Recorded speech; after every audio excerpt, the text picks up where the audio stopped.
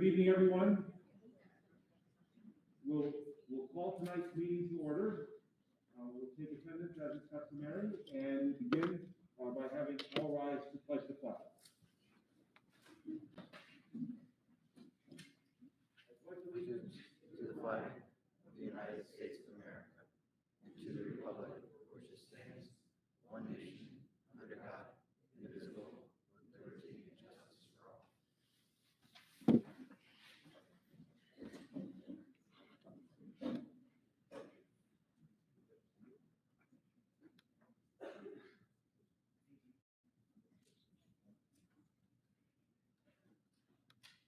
Our next item will be public comment, and I think we have the list. The list is coming. So one moment, please, for public comment.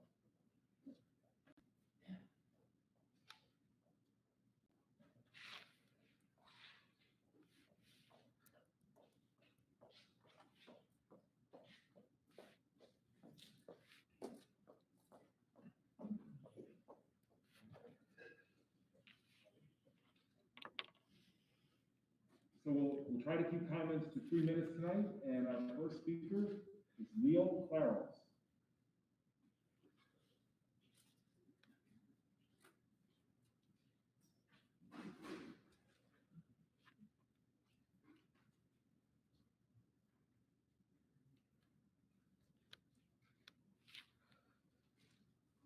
Hello. Good evening. Good evening. I want to take this opportunity to congratulate the new board members in their election as they take over the roles for the next 4 years. Know that you represent our community, and I am sure that you will have a challenging couple of years ahead of you as you deal with budget, renovation, improvement projects, and of course, this COVID. The CDC reported today that new COVID cases presentation have gone up 50% over the last month. Roughly 100,000 new cases a day. 99% of this still remain of the Delta variant. And if we are realistic, we will have to soon deal with a new Omicron variant. Beyond vaccination and boosters, masks remain the main alternative to decrease the spread and significantly lower the chance of an infection. I just want to remind you all that we are almost 5 months into this school year, and we have been able to safely keep our kids in school with relatively little to no interruptions, while many other places have to go back to virtual due to the soaring new cases. I think we all agree that we do want to keep our kids safe and keep them coming to school. It is imperative, we know that. I would urge the board to continue to listen to healthcare recommendations and keep the mask mandate at least until the majority of our kids have the opportunity to receive their scheduled vaccinations. There's a large community of physicians that live around here, and we have our kids in this school district, and we will continue to support you. Please continue to listen to sound science and recommendations. Thank you.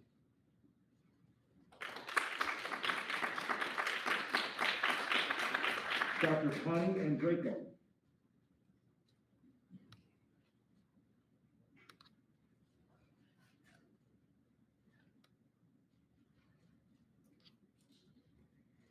Good evening. My name is Dr. Connie Draco. I have 4 children.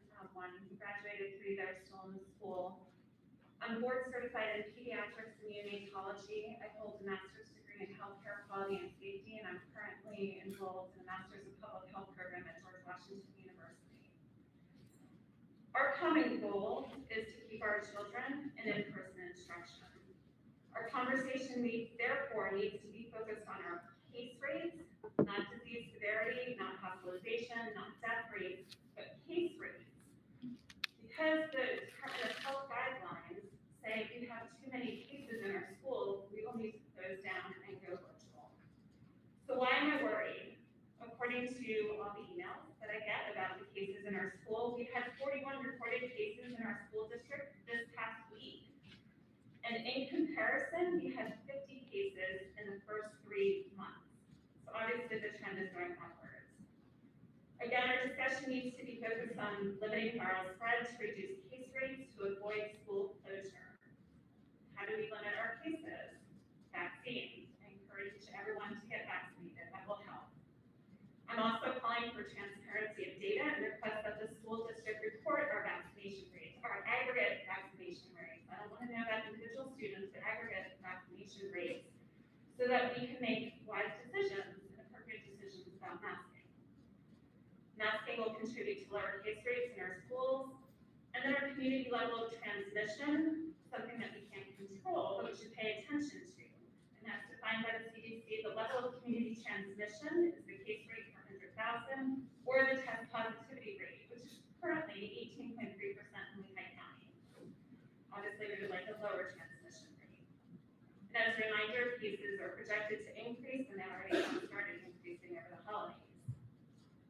So I ask that the school board consider a task force of key stakeholders to determine threshold criteria using vaccination rates and transmission levels to determine masking criteria.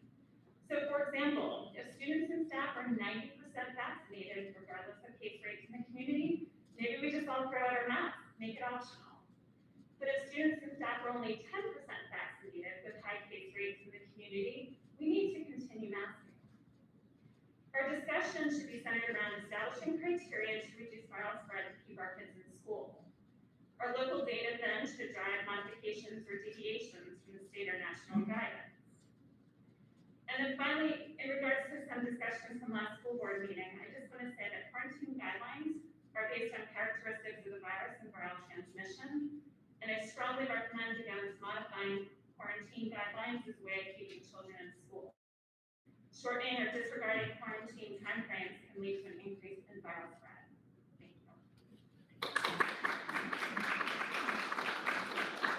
Thank you. Next is Dr. Ken Enrico.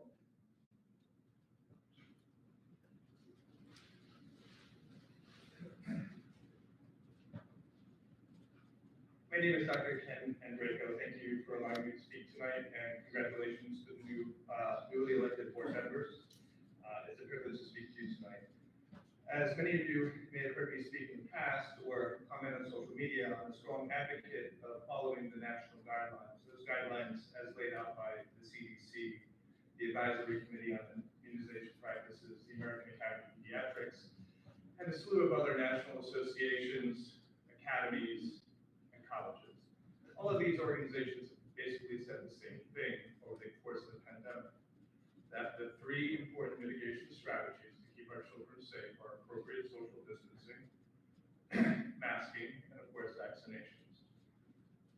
These three mitigation strategies are important to reduce transmissibility of the virus, reduce infection, reduce hospitalization, and of course, reduce death from COVID-19. Now, for a moment, let's just forget about what all the national organizations say. And let's look at what our local experts have to say. Our local experts being St. Luke's University Health Network, which is our healthcare partner, Dr. Jeff Jerry, who's chief of infectious disease for the hospital, and of course, Dr. Liz Gibson, who's our medical director for the district. I'll read you a letter, if you haven't already received it, from Dr. Gibson addressed to the school board, and I'll read the letter verbatim. Dear Southern Lehigh School Board, St. Luke's University Health Network continues to recommend masking in the school setting, given the high incidence of COVID in the community. There are no changes in our quarantine recommendations, which are based on CDC guidelines. We are seeing more COVID cases in children now than at any time during the pandemic. The goal with these recommendations is to keep our students and staff healthy and to keep the school open for in-person education. Thank you. Signed, Dr. Elizabeth Gibson, Southern Lehigh Medical Director, St. Luke's Coopersburg Pediatrics. Thank you for allowing me to speak tonight.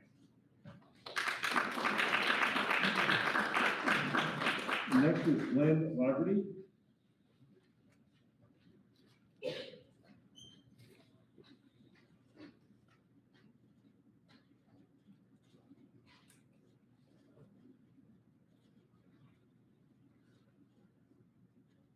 Hello, my name is Glenn Laverty, and I would like to address the board on the topic of masking.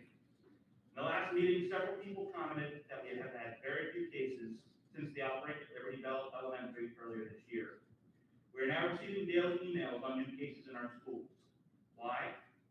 The most obvious explanation is that during the Thanksgiving holiday, our children gathered indoors with friends and families, and some caught COVID during these visits. As we head into the end of year holidays, we can likely expect a similar rise in cases when our students return from break. Until we can establish we are not seeing cases spread in our schools, we should require masks through at least mid-January. We must also consider the fact that children under 5 are not yet eligible for a vaccine. We do not yet for when a vaccine for this age group might be available. My family has 2 children. My daughter is 7 and my son is 2. If I was the only parent in this situation, I wouldn't waste the board's time. However, I feel compelled to speak not just for my family, but for all other families who are in a similar situation. Yes, children under 5 are not students in our schools, but they are part of our families. Continuing to mask in schools can help protect them until they too have the opportunity to receive the vaccine. During the height of the pandemic, the district closely with our partners at St. Luke's and Lehigh Valley Health Networks. I was very disappointed last week to see that we were discussing changes to the health and safety policy, but did not have updated guidance from our local health experts. I'd like to thank Dr. Agenda for carrying the letter to Dr. Gibbs. I think that's a very important input.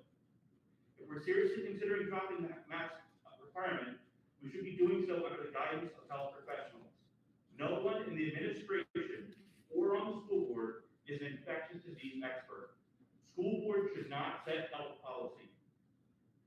Getting rid of the measures that have protected our children without consulting experts is irresponsible.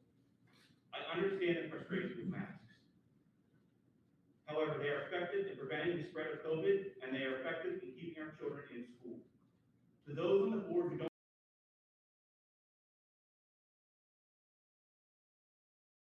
support the implications of removing masks.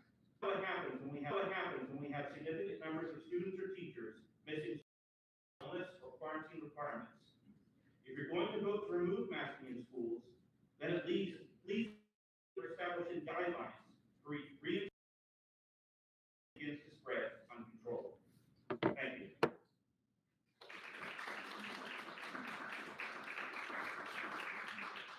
Next is Douglas Durham.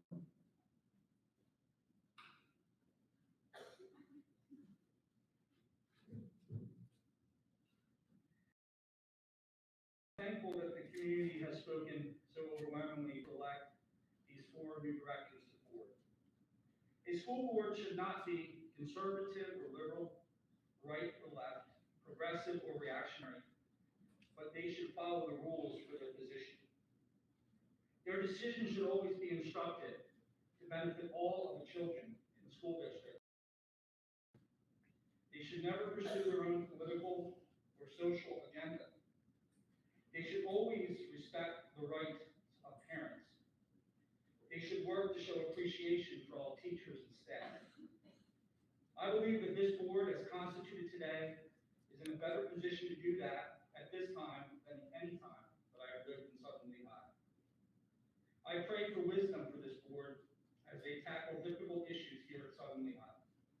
I pray that God will give them wisdom to ensure that all children are given equal opportunities to excel and succeed. Pragmatically, I ask this board to move quickly to fill the voids left by administrative resignations.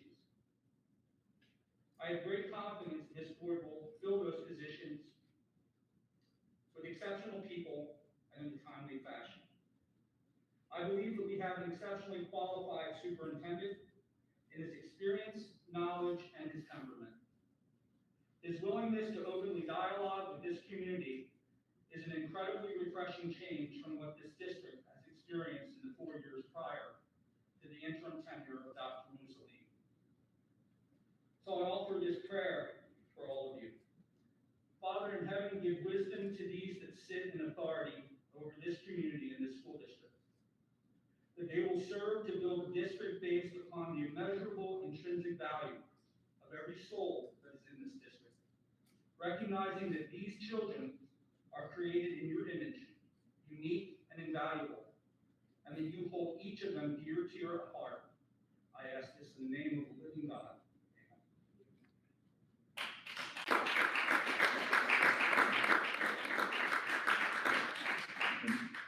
Hubert.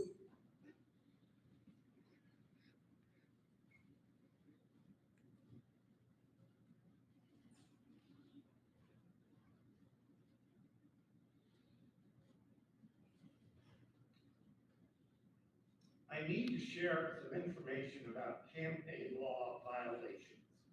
I say this because the public needs to know.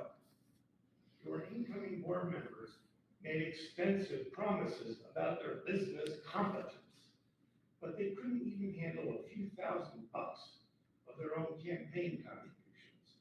They made open and obvious errors, and they corrected those errors only after I pointed them out.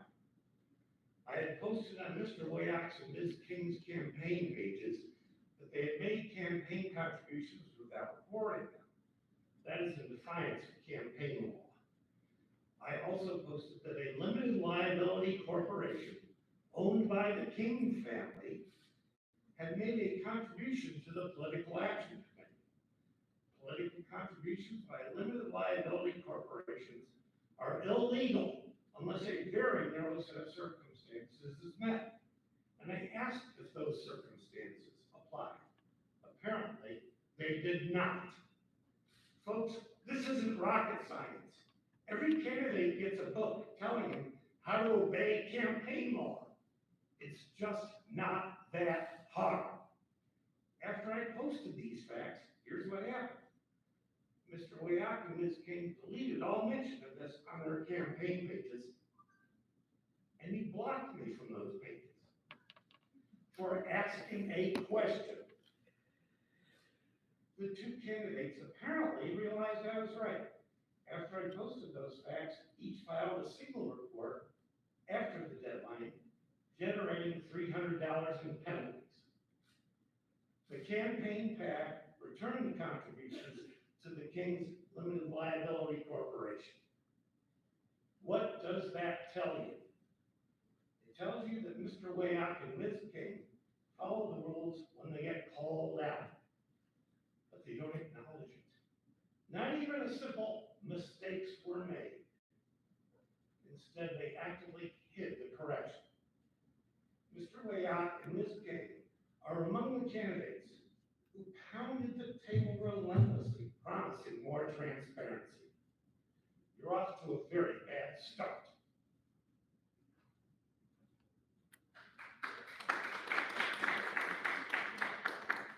And finally, we have Nicole Dolan.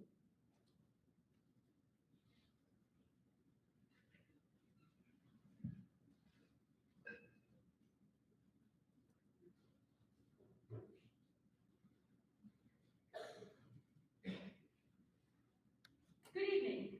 Southern Lehigh School District is holding tonight's swearing in of new board members before Lehigh County has officially certified the election results. Doing so assumes that the only condition of certification is receiving the most votes. I'm here to explain that though they did receive the most votes, these individuals have actually not met other conditions necessary to be sworn in. These are the campaign finance reporting laws for Pennsylvania. Section 1626A explains that every candidate is required to file either a campaign finance report or statement in all 4 reporting periods, regardless of how much money they received or spent. There is an exception to this. Section 1626.1A explains that if a candidate signs a waiver of reporting, then they can skip filing certain campaign finance statements. When Wayak, King, Mond, and Reinhardt filed paperwork to become candidates for school director, all 4 of them chose not to sign that waiver of reporting. Therefore, they were required to file either a campaign finance report or statement 4 times throughout the election. Here's how they did. None of them filed all 4 times. Wayak, King, and Mond each filed 2 out of the 4 times. Reinhardt filed none at all. Collectively, these 4 individuals accumulated over $2,600 in late fees, and none of them have paid their balance. This matters because Section 1632B states that, quote, no person shall be deemed elected to a public office under the laws of this Commonwealth or enter upon the duties thereof until all of the reports and statements required to be filed by any candidate have been filed. No candidate may be sworn in until the appropriate supervisor certifies that all required reports have been filed, and no official of the Commonwealth or any of its political subdivisions may administer an oath of office until that official has received this certification, end quote. Additionally, section 1632A states that quote, the report or statement shall not be considered filed until all fees have been paid, end quote. Due to these facts, if you proceed with swearing in Wayot, King, Mond, and Reinhardt tonight, that action will be in violation of Pennsylvania law. Are these individuals going to start their term on the board by breaking the law yet again? Or will they choose to follow the law, correct their mistakes, pay their fines, and get sworn in properly? Please note, Wayot, King, Mond, and Reinhardt are not required to be sworn in tonight. There is a precedent. Current board member William Lysette couldn't get sworn in at the December 2019 reorganization meeting. He was sworn in at a later date. So there is no problem with postponing the swearing in, and doing so could go a long way in showing the community that this newly elected board plans to comply with the law going forward and is willing to learn from their mistakes rather than ignore them and commit more mistakes. Here are my supporting documents, including the campaign finance reporting law booklet.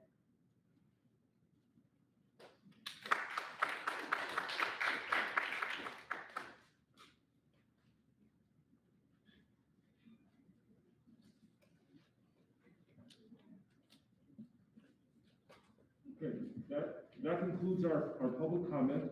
We're going to move into the reorganizational section of our meeting tonight. At this point, perhaps I will pause to see if there are any questions. Our thought is that we would move forward with the reorganization as it's contained on the agenda. So absent any concerns to the contrary, I think we would take that direction, but I'll pause for board comment. That last visitor comment was a bit concerning to me. What does that all mean? You know, I've never heard those, you know, that can't get that such a detailed description, certainly of campaign finance law. I'm not aware of it. Is it true that? Well, at the moment, all we have are statements made by a member of the public. I don't have any factual information one way or another to say whether that's applicable or whether the citation to the laws that were cited are in fact applicable in this instance. I guess my question would be, if such concerns are raised, what should be the next steps? Right now, you have, this board has the ability, and it's, as far as we know, it's appropriate to move forward with the planned agenda and the reorganization this evening, if everybody wants to. If there is other types of violations that, if they were to, in fact, to be correct, there are other fora, legal fora for that to be pursued.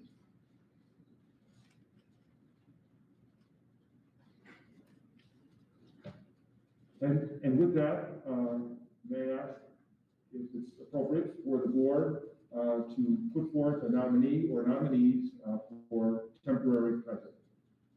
I nominate Emily Gaiman. Second.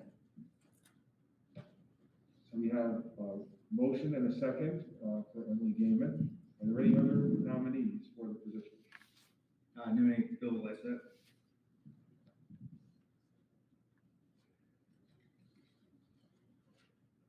I would second. Oh, I can't. You can. But Sure you can. then I'll second it. And I would also nominate Jeff Dunn. I'll second that. So we have nominated and second for Emily, Jeff, and Bill. And so with that, Mrs. Martinez, Yes. the approach as far as taking votes now? You can just, why don't we go in the order that they were nominated? It doesn't really matter. You can just Okay. pick and choose. All right, so we'll go in the order of nomination, with first being Emily, and so, I'll guess I'll call the roll. Okay, and okay, first report. Oh, hi. Thought you were bringing technology trouble. Mrs. Gangler? Is that- Yes, I'm sorry, I didn't. we're voting on, Fine, yes. yes, so we have, oh, I'm sorry, yes. Aye. All right, Okay, so the motion passes 3-2. And so with that, you are now President Pro Tem, and you have the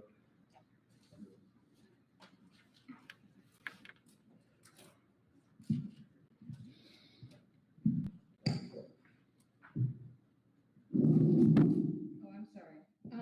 Okay, sorry, catching up. We're past the temporary president. We're to oath of office for newly elected board members. Am I reading this correctly? Yes, that is correct. We're on number 2, and so we're going to introduce the newly elected board members, and then we would institute the oath of office to those newly elected. And could I, sorry, go ahead, Ms. Montana. I was just gonna say, this is much louder than normal, thanks. I mean, sorry if I'm too loud. We had, these are unusual circumstances, there were a lot of discussion, and I know Dr. Mann said that we could iron this out so we were aware of how we were proceeding at this point in time. Ms. Montaigne, could you please explain to us all what we are about to do, because there were different versions, Dr. Mann, about how to proceed this evening, given the fact, Ms. Montaigne, can you take it from here? Sure. So currently, the 4 presumptive new board members do not have their certificates from the elections board because of a lawsuit that is pending that has nothing to do directly with this school district, but it's tying up the entire county's, all the elected officials. So nobody has their certificates yet. It's my understanding that for your school district, there is no contest with regard to the newly elected officials. So the issue is there are several different pieces of statute that require different things when we bring in new board members on. One of them is to have your certificate, which they don't have through no fault of their own. And the other pieces are that the school boards are required to reorganize the first week under the school code during the first week of December. So that's what we're attempting to do this evening. As I said, at the moment, based on the information that we have, there's no reason not to go forward with that. There is a question, because they don't have their certificates, there are 2 approaches to how the existing board can move forward. You can either assign and appoint those new members, or we can simply have them take the oath of office and take the position, so 1 or 2. If you appoint them under a certain provision of the school code, it's only an appointment, pursuant to that statute, it's only an appointment until the next election cycle, which is not the intent. That would be 2 years less than what you would get if you just put them on the board. What you will have to do is when they get their certificates, it would be strongly advisable to have them re-swear their oath. But they are in fact elected officials. They will be able to act on behalf and vote on board agenda items as soon as they are sworn in this evening. Okay, so they would become, once those is certified, they would become board members and have no need to be sworn in. However, at this time, because they are not yet certified, They can still be sworn in. but they need to be sworn in. Yes. Okay, And the president pro tem can swear them in. I can swear them in. Yes. Okay, which was not my understanding at the start of the meeting, because we had an addendum, but I understand there have been a couple of changes throughout the day. There was an addendum to consider the first option you described, but this is the course of action we've decided upon, of the president swearing them in. Can I ask a question? So I have 2 questions. One, what exactly is the requirement to reorganize? Meaning, does that mean you have to have all 9 positions filled, or does it simply mean you have to have officers? You have to have officers. Okay. So in some places, depending on the amount of turnover, you wouldn't have enough people left to conduct business. But we do. Right. My other question is, if, I understand that we can administer the oath of office the way you've described. If we administer the oath of office, is there a presumption that they then can vote in all, upcoming business that might be conducted today? My reason I ask is because I think this leads to another concern that we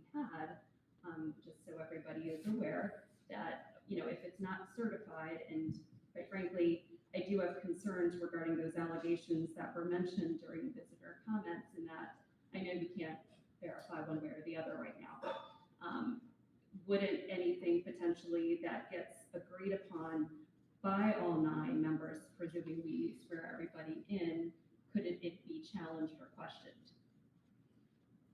It could be. I would recommend that any actions taken this evening, once folks, if the direction is to get everybody on board, that every action taken until the new members get their certifications be roll call votes, so that there's an accurate counting.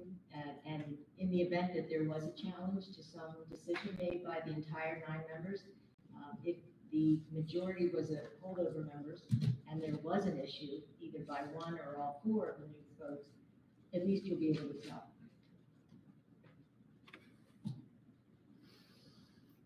And whether you do a roll call vote, there's only a few items in the school code that requires a roll call, but in some districts, they do everything by roll call. So that's up to you.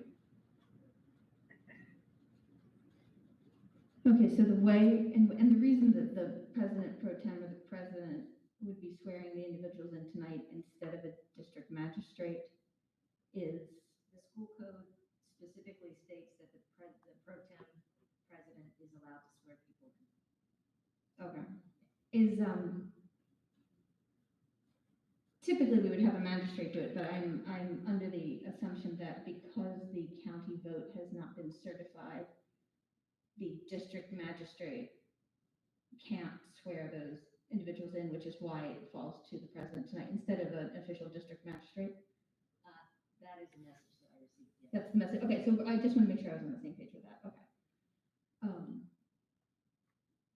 Okay. I have an additional comment, but any other comments? And you're welcome to comment after me as well.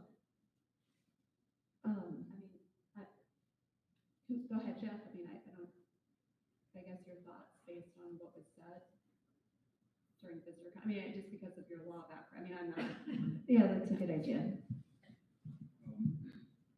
I'm not the solicitor, but I did send out emails that I think everybody's copied on. I tried to copy both the incoming candidates and the board themselves.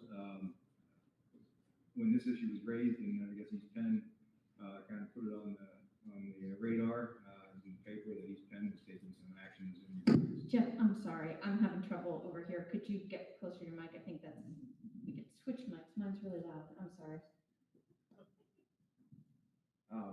I was saying that I sent out an email to this point to all the members here of the board, as well as incoming candidates, that we look at this issue.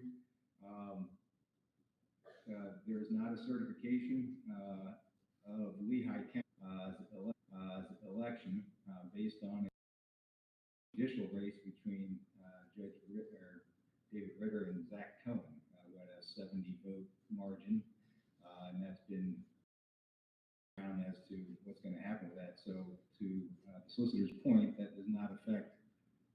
There's no allegations in this particular race in the school district, and I don't think there's any doubt about the outcome of the election here. However, there is no certification. So, rightfully so, I think that's a concern that needs to be looked at. The district does its best to make the appropriate decision tonight. My understanding is you have a couple of competing ideas here. One is it would be good to have a certification, but the school code also requires that we reorganize. School code also provides under a vacancy rule, I think under section 315, that this board of 5, which we are a quorum, I think East Penn's problem was they didn't even have a quorum. They had 4 people coming back, and if you don't have 5, nobody can do anything. So right now we have 5 board members that allows us to do whatever we want because we're a 5-person quorum. 5 people can agree on it.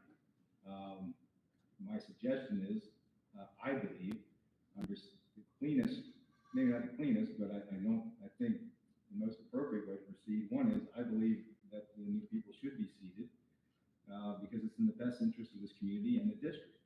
The superintendent, there's all kinds of things that need to continue to happen into January, to include a briefing, I think on the 7th, with new salaries. There's all kinds of things, and we should be able to reorganize our committees and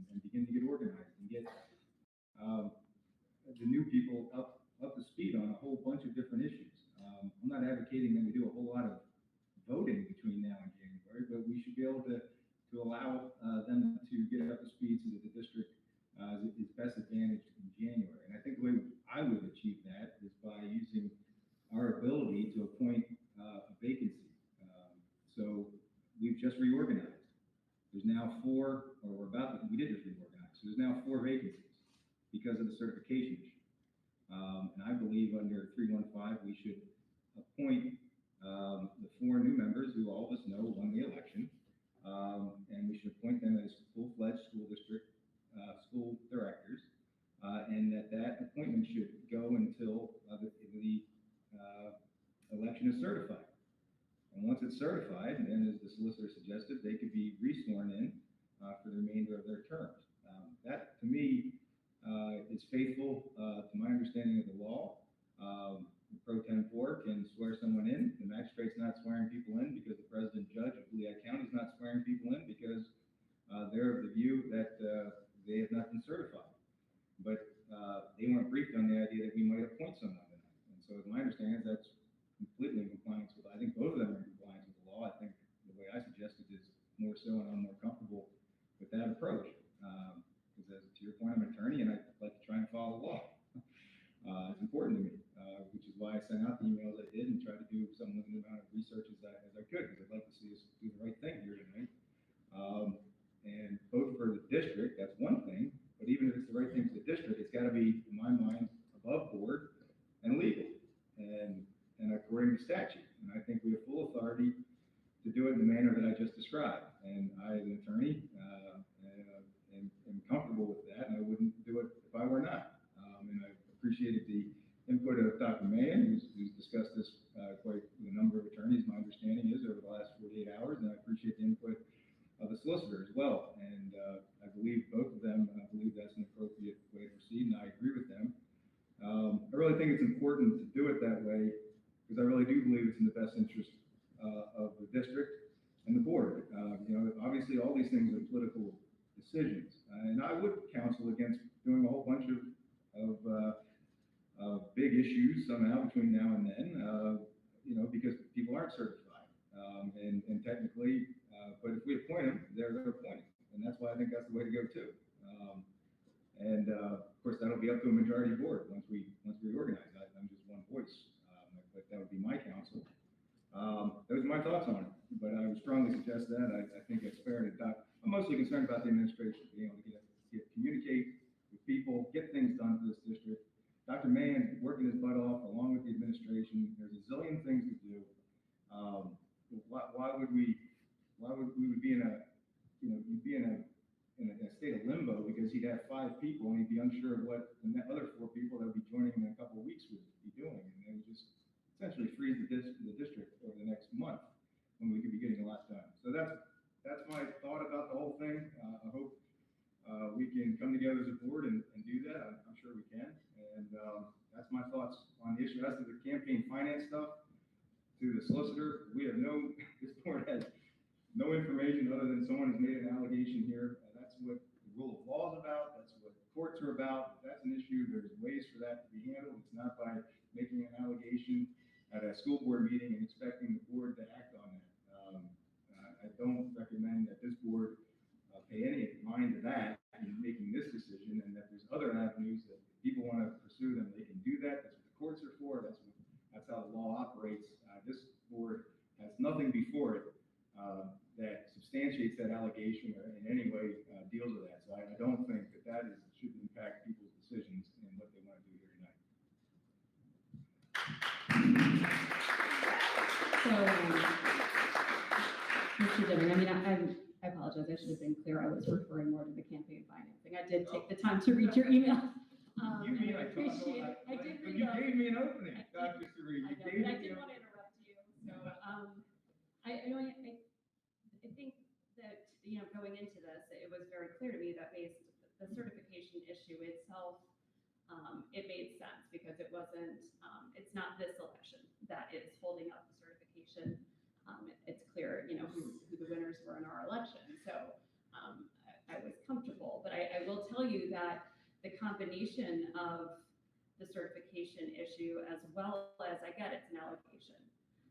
But I feel like we should have at this point come a long way when it comes to acknowledging the community, right? I feel like it seems that in some situations, allegations are supposed to be taken more seriously than in other situations. And I don't think that's right. I mean, I think that there was still a significant portion of the community that may not have been pleased with the election results, and they have questioned the certification. I've been receiving questions and I didn't know how to answer them, frankly. So since we can, to your point with respect to business at hand, I just want to make it clear that that business has been continuing. Dr. Mayon's been doing a fantastic job with respect to ongoing business. And quite frankly, it came up earlier, the positions within the administration have been interviewed for and are being filled.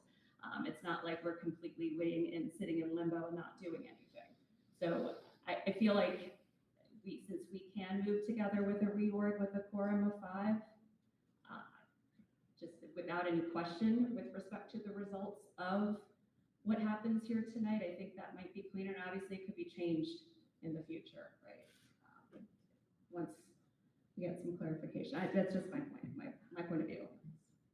So we're gonna act on allegations, or at least you're ready to act on allegations presented by a community member who also happened to be a candidate, who also happened to have, I think, at least a month or more to raise this in the courts and to challenge the results in the legal system, but to my knowledge has done nothing.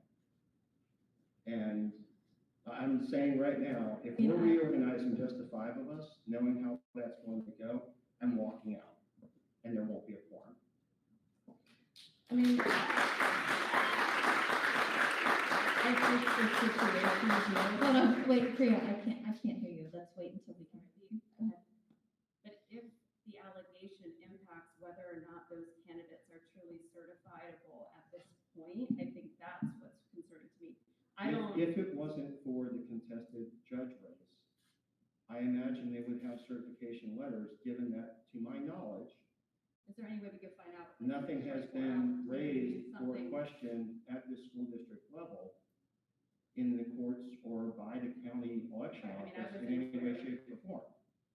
And I trust that our superintendent has reached out to the county election office and asked what their guidance was, and then reached out to the attorneys and asked for concurrence or additional guidance. So if it hasn't been raised at this point in the county election office, I am troubled that we're thinking about acting on allegations. Where does this end? What's the next allegation that's going to come up about something else, about a teacher or a community member or a board member or someone else that we're going to act on an allegation and no facts? I do want Dr. Mayan to speak, because I would like to know what your response to that is. Because Right. it wouldn't be me who reaches out to the county of elections. But to your point, the reason I'm taking that allegation into account is because it directly impacts our actions for today. Normally, it tends to be more of a vague, often personal, right? Like if this was, there's apparently paperwork in folders that I haven't looked at. I hear what you're saying, but I think that it's not up to us to look at that paperwork. It's up to the courts and legal bodies outside of this district and the school board to be looking at that if there was campaign violations. I can't hear you, Priya, I'm sorry. But if it impacts the validity of our actions, I think that's what worries me. I get it. But if we also don't reorganize the board, and I don't see how a board of 5, there's nothing that I have ever seen in Pennsylvania School Board that permits a board of 5 to be valid. So Priya asked, with Dr. Mann and the solicitor, I don't know if you're able to answer this, but Dr. Mann, did you reach out to the county election office about this process? Or with what would the appropriateness of that be? You can both just help us learn more. Sure. Well, I definitely did reach out to the elections office. I spoke to an official there, and it was entirely unrelated to anything that was presented by the speaker tonight. Either I or about, because I asked them about the certification, if it was going to be resolved and the time frame.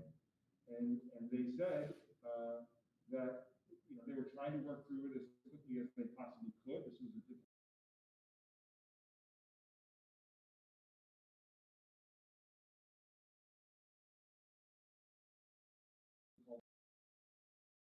come to some resolution of the issue as far as developing a plan, which we did.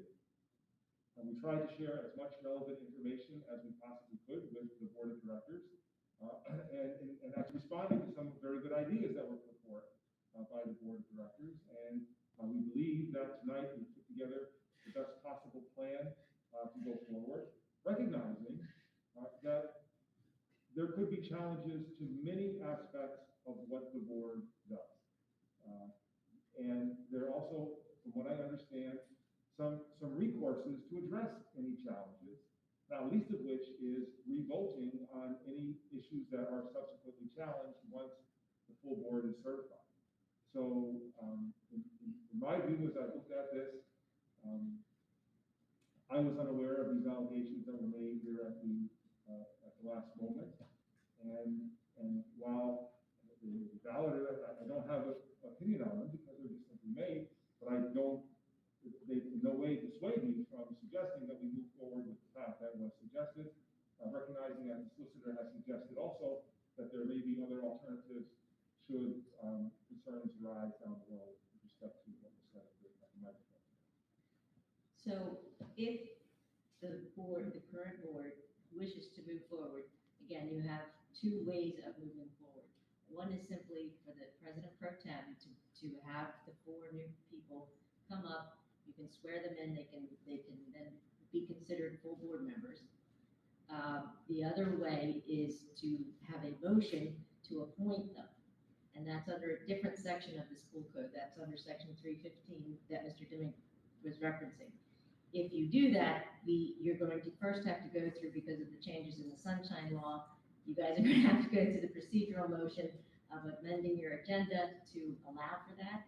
I would suggest that you probably should allow a few moments if any members of the public want to comment on that specific change in the board agenda. And then you could do a motion under 315 to appoint, as opposed to simply having them come on. And either way it's not legally preferable one way or another. I think it's a little easier to just have them come on. Both have a very remote risk if there was a challenge. It would seem odd to me to have that, but it is out there. But regardless of which approach you take, you have some of that remote risk. Okay, thank you. That was going to be my next question, because we've heard from Mr. Deming, who prefers the motion to appoint. I don't want to speak for you, Mr. Deming, but is that what I heard you say? That was prior to speaking with, there was a follow-up email after I sent an email about my concerns. I was able to read that. I spoke with the solicitor when I got here. Look, I'm a prosecutor. I don't know, that's not necessarily my area. So I rely on their good counsel, and they indicate that they think the first one is better. So I'm fine proceeding under either one. It doesn't, as I said, I had concerns before. Those have been answered. I am more than comfortable proceeding under either way. But as I stated when I got the opportunity from Dr. Serene, that I think it's imperative that we do proceed under one of them to accomplish the outcome of having 9 folks here that we know, the 5 that existed from the last election, and the 4 new people from this election that are going to guide this district for the next 4 years, and have them available for all of us to begin to prepare to govern and to be brought to speed with by the superintendent. I'm not sure what delay is, and 2, I mean, Bill is correct. To have a candidate come forward at the meeting that we're going to reorganize and make an allegation and expect that allegation is going to stop the reorganization. She or any member of the public have the ability to make those complaints to the appropriate authorities about them at any time since they became aware of it. And to bring these allegations forth today and expect that this board, with no other information besides that, when there is a legal means to deal with that, and it wasn't exercised, and expect us to become judge and jury with no facts or anything else and deny the reorganization and of this board is, I mean, that to me is asinine. And I wouldn't suggest.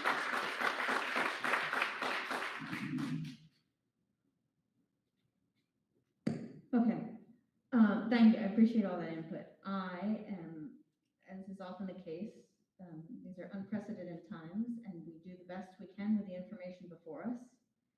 And we explain our thinking, and we ask the community to please understand and follow along and have faith that we're trying to do what's in the best interest of our community and our kids, ultimately.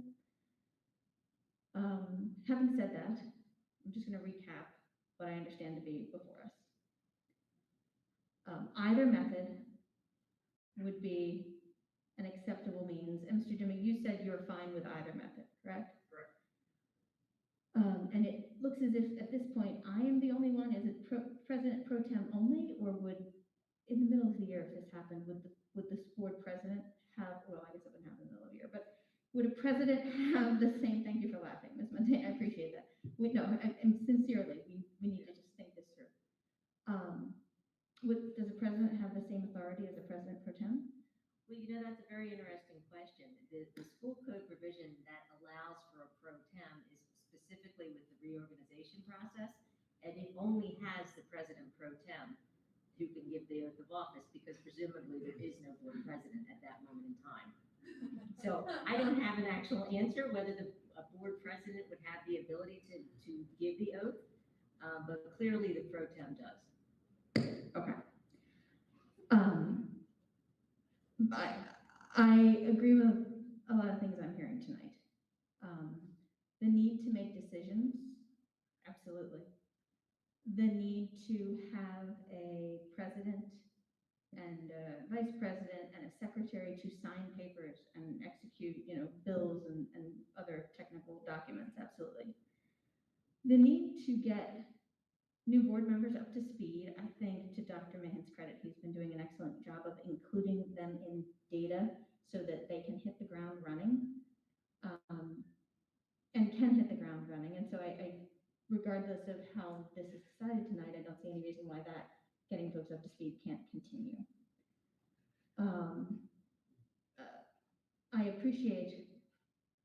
I take to heart what Dr. Serene said about one of our goals in this board is transparency and is listening to the community.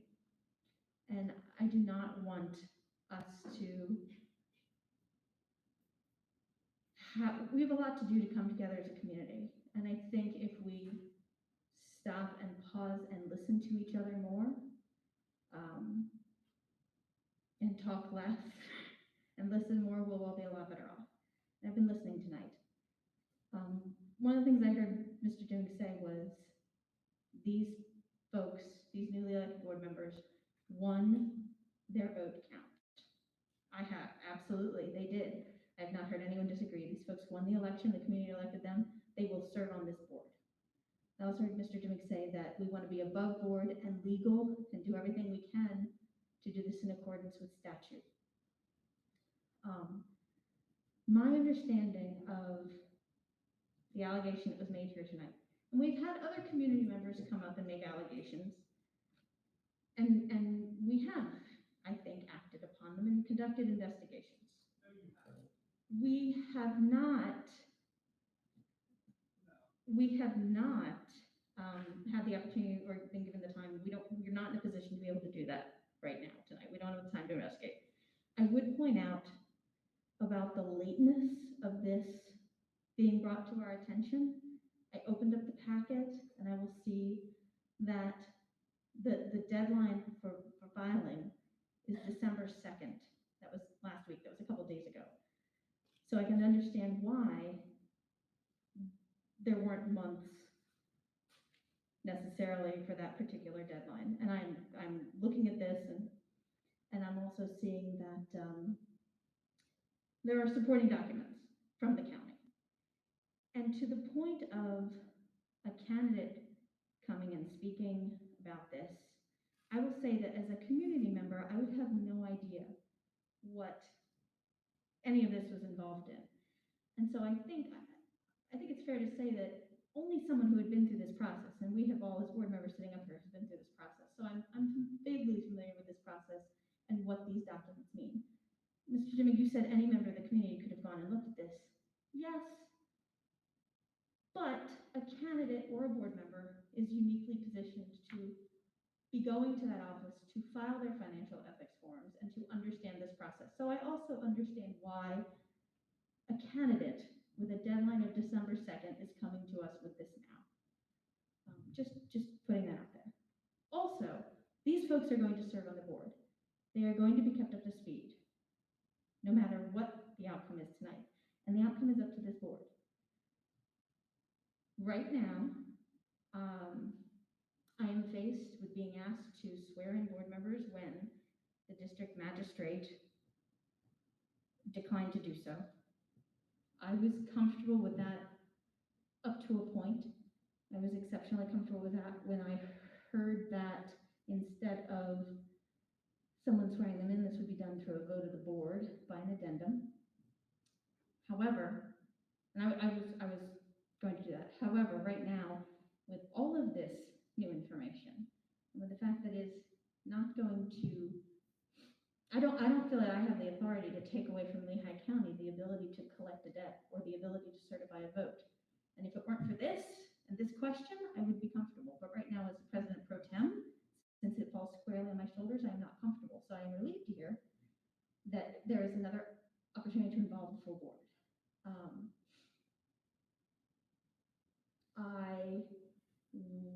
I am opening the floor to what to do next and to ask the other board members.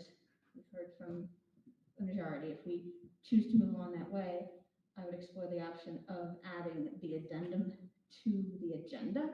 And I would encourage board members, if that's something you're going to vote yes on, let's do it. And if you are not inclined to add the addendum to the agenda, then I would ask that we not take the entire crowd and community through the process of adding it to the agenda if you're not intending to vote yes, if it doesn't have quorum. So I would ask the board to let the act of whether or not we are going to add this to the agenda or not essentially be your vote.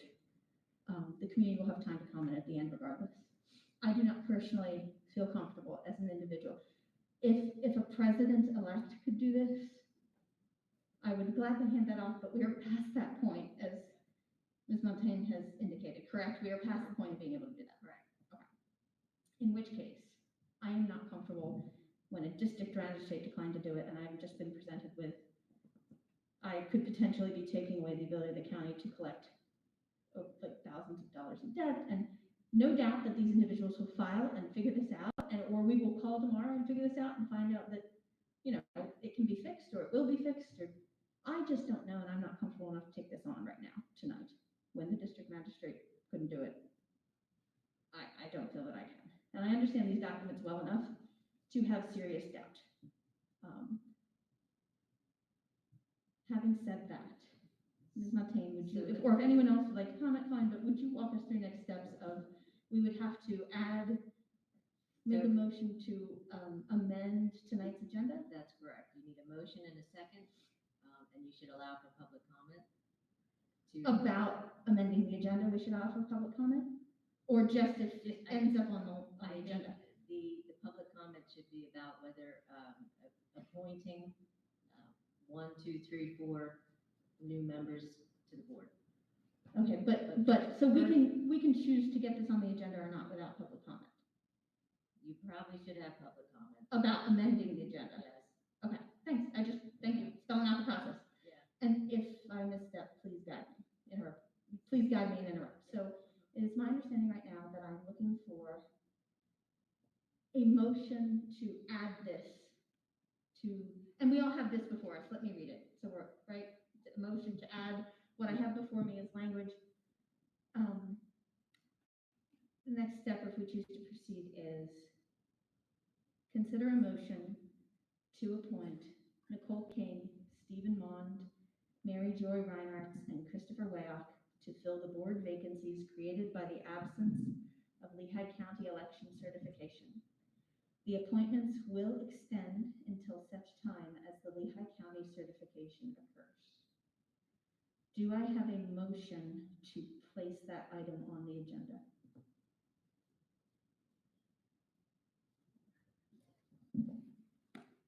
I'll make a motion that we do that, yes.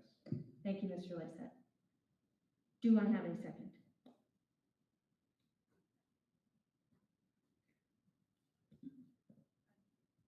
Second. I have a second. Dr. Serene, I have a second. Okay.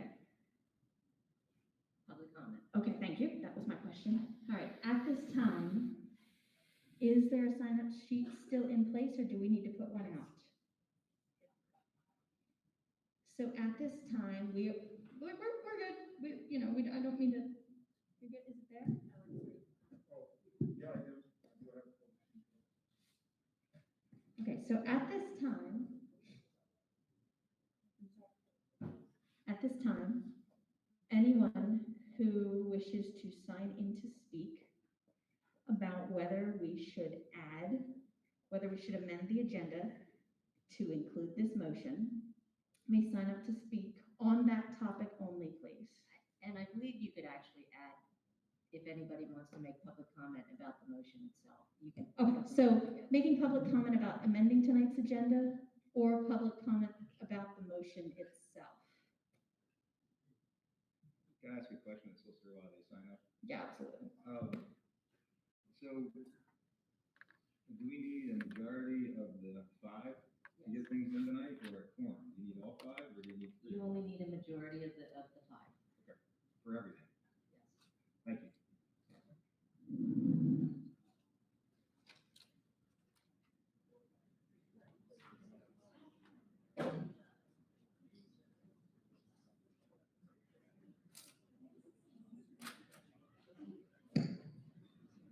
All right, are we ready? Thank you very much, everyone, for your patience.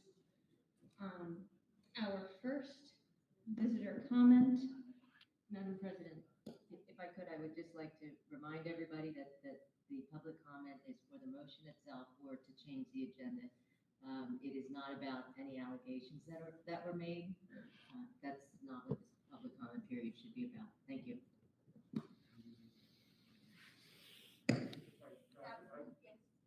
I will just reread the agenda items. Thank you I very know you much. did read it before. Yes. But consider a motion to appoint Nicole King, Stephen Mullen, Mary Jo Reinhardt, and Christopher Wayout to fill the board vacancies created by the absence of Lehigh County election certification. The appointments will extend until such time as the Lehigh County certification occurs. Okay, thank you. Our first comment is Douglas Durham.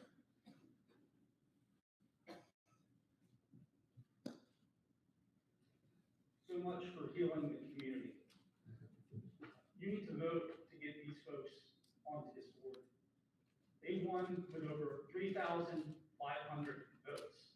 To not allow them on this board is to disenfranchise every voter and every volunteer that worked to have them win.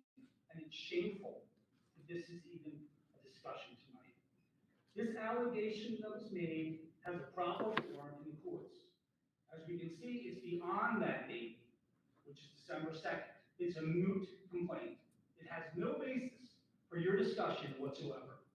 I appeal to you to put these 4 on this board tonight to instill trust in the community. If you fail to do so, you will tear this community apart even more than you've ever done before with all of your hijinks, with all the corruption.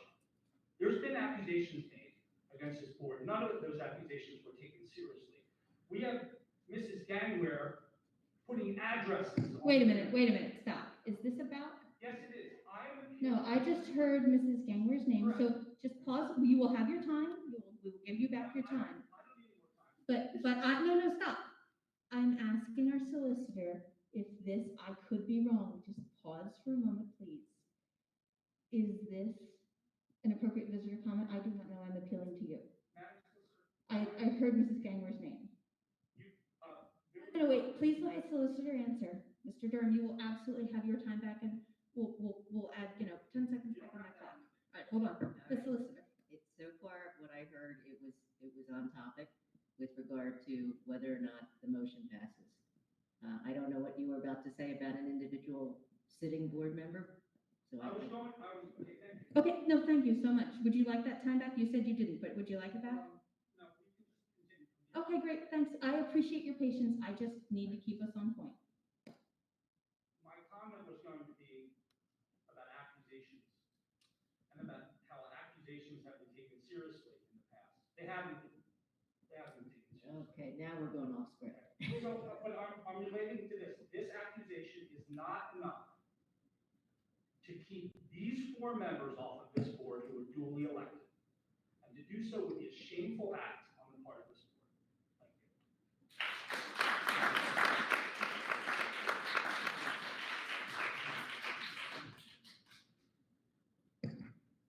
you. Next, we have Maria Alt.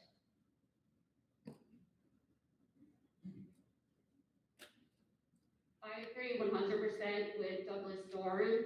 Emily, what I don't understand is you are going against what our superintendent suggested. He did all of the work necessary to Excuse me, can you please pull up your mask?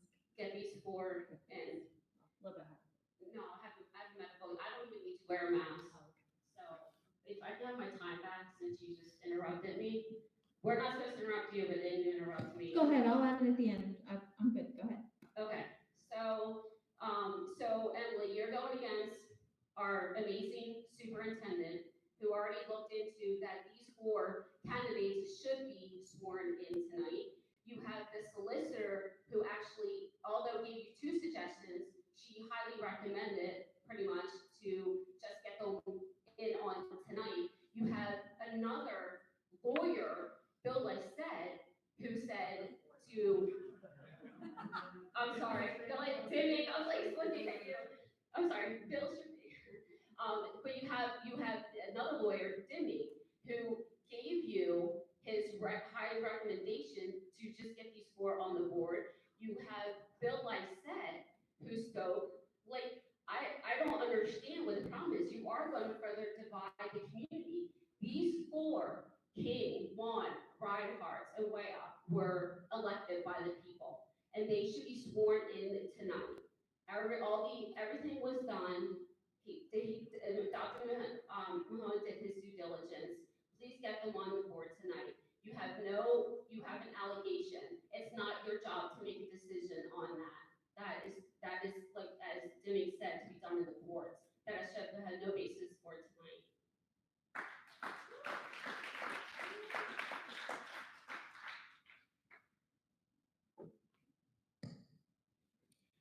Next, we have Nicole Dolan.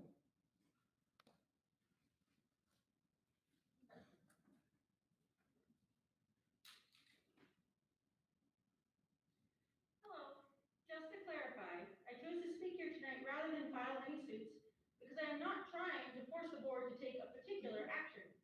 I simply wanted the board to have all the information so they could make an informed decision. Someone said you do not have the law before you. You do, but I understand the board and administration not wanting to take my word for it. If the question is whether the newly elected board members filed the way I described, they are here. I'm going to interrupt you and just remember this public comment is with not regard to any allegations. It's with whether or not the motion should be approved. Okay, well, I think that in that case that I would just say on topic that Okay, thank you. I think that voting for something should be done legally. Thank you.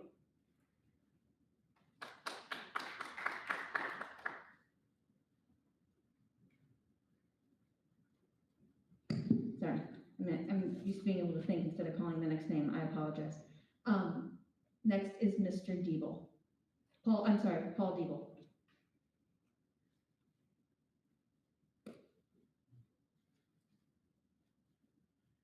Mrs. Gaiman, in the role as President Pro Tem, you have 1 job this evening, and that is to appoint or swear in the 4 members, the board members. If you're unable to carry that out, I suggest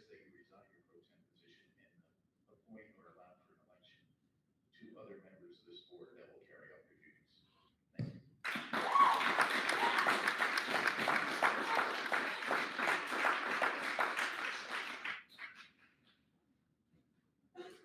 you.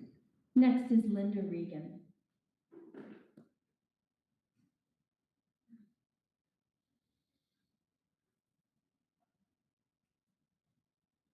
Good evening. Sorry, I wasn't planning on speaking tonight. But we all came here tonight to bring a divided community back together.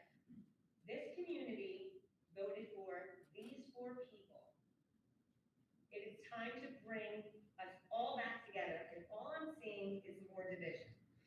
We have now spent over an hour wasting the time of the public here and the people listening at home about whether or not to appoint the elected individuals that were clearly elected by this community. Multiple legal professionals, educational professionals have told you that it is appropriate tonight to appoint these four individuals.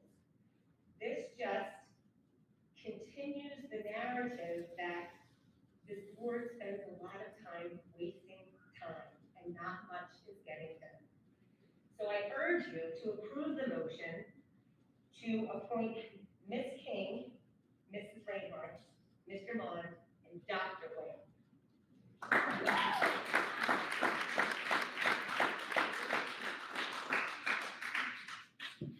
And our last comment is from Jill Hedges.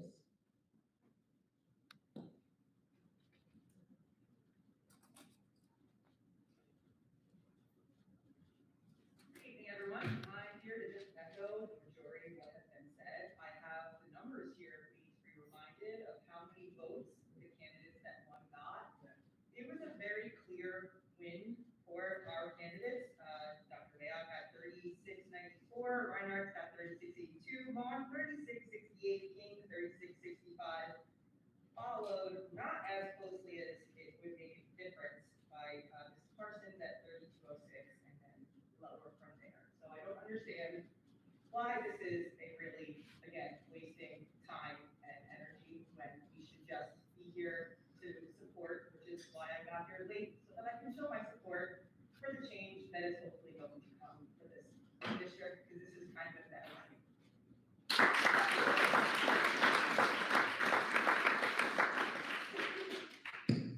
That concludes visitor comment. Now you need to vote on, first, take a vote on amending the agenda. Thank you. Well, we have a motion and a second. We have visitor comment. Do we have discussion first? Is that? Yeah. Right. I open the floor to discussion. I have a question. So this that you read that we're looking to add on, if we say no to this, do we then vote on the other way of doing it? Or is it this or nothing? Right now, what you have on the table is changing the agenda, and then you will have to have another motion to put this on, to actually make this motion. And then you will vote on this motion. If this motion doesn't pass, I suppose you could have a second motion to do it the other way, if somebody made that motion, and then you could go through that process again. The President Pro Tem has declined to unilaterally just bring the folks on and do the oath of office. So you would need a motion to do it the other way, if this one fails. So then the way this is, I'm sorry, there's been a lot of talk here. The way this is written and the way this is that we are just accepting and appointing as is without having them be sworn in by the. They still have to be sworn in. Well, tonight, Right. Tonight. Right. That we're just accepting them as members of the board without swearing in tonight. No, they still have to be sworn in tonight. But it's the difference between, this is appointing them under a certain school code provision, and technically speaking, and the way it's written, you're kind of going around what the school code, the law says, which is if you appoint them, they're appointed in that position until the next election. Whereas what you're saying in this motion is, we're appointing you to fill a vacancy, but only until the certification arises. In which case, when they get their certifications through, they would basically, it would be recommended that they retake the oath, just so that it's very clear they're no longer working under an appointment, but that they are under their rightful elected position. Okay, and then I do have one more question.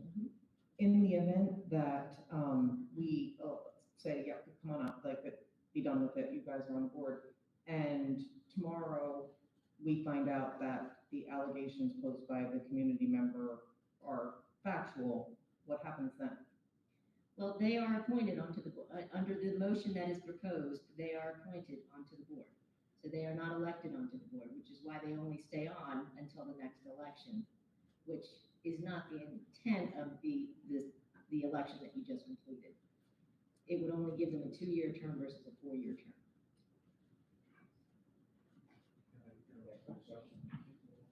So I think, and correct me where I'm wrong, I think what Kyle's asking is if we move forward and we appoint them, or quite frankly, if we went with option 1 of bringing them onto the board, either way they're being sworn on. If there is an issue that sorts itself out in a legal way in the courts, that individual would then be removed from the board potentially by that legal action, and we would then have to go and interview and open up for a board replacement that we would then appoint to fill out that person's term. If this motion is approved, regardless of whether they ever get certified, they would stay an appointed board member, but only to the end until the next election cycle. So it wouldn't matter if they couldn't get their certification for whatever reason, because they've been appointed to the board. And if we went with option 1 that was before us of just bringing them on, would that still be the case? No, if you went with option 1 and we just brought them on, and for whatever reason, they could not get their certification at some point down the road, it was determined that they were ineligible or whatever, then they would no longer be board members and you would have a vacancy. So my understanding based upon what you just said, to paraphrase and make it very clear, we should go with option 1 of bringing them onto the board, administering the oath, not appointing, but administering the oath and bringing them onto the board, and then let whatever legal challenges or certification that does or does not sort itself out take place. You've already bypassed sort of my thinking in terms of option 1 was just sort of a simpler way of handling the evening. But since we're already past that, in terms of which way is better at this point, it doesn't really matter, because this motion sort of self-terminates when they get their certification. Right, but if they don't get their certification, they stay on the board until the next election cycle. but with option 1, they would not. Correct. Right, so that may be preferred by some that want to let that take place. It may be a happy medium that we can move forward by having a board of 9. That's kind of where I was going with that, because then that should sort itself out. And that's already on the agenda. Yes. Option 1 is, right? So, correct. except for evidently the president doesn't want to proceed down option 1. Is that accurate still? And if the president refuses to do what's on the agenda, Hold on, I'm not refusing. I stated that my understanding as President Pro Tem was that we had 2 options. And I had learned throughout the process of this that the preferred option was not the option I thought was going to be preferred when I assumed this role. So I also have a question. So since I'm being brought into this, I'd like to speak, which is the community voted for these individuals, and these individuals will absolutely take office as soon as possible.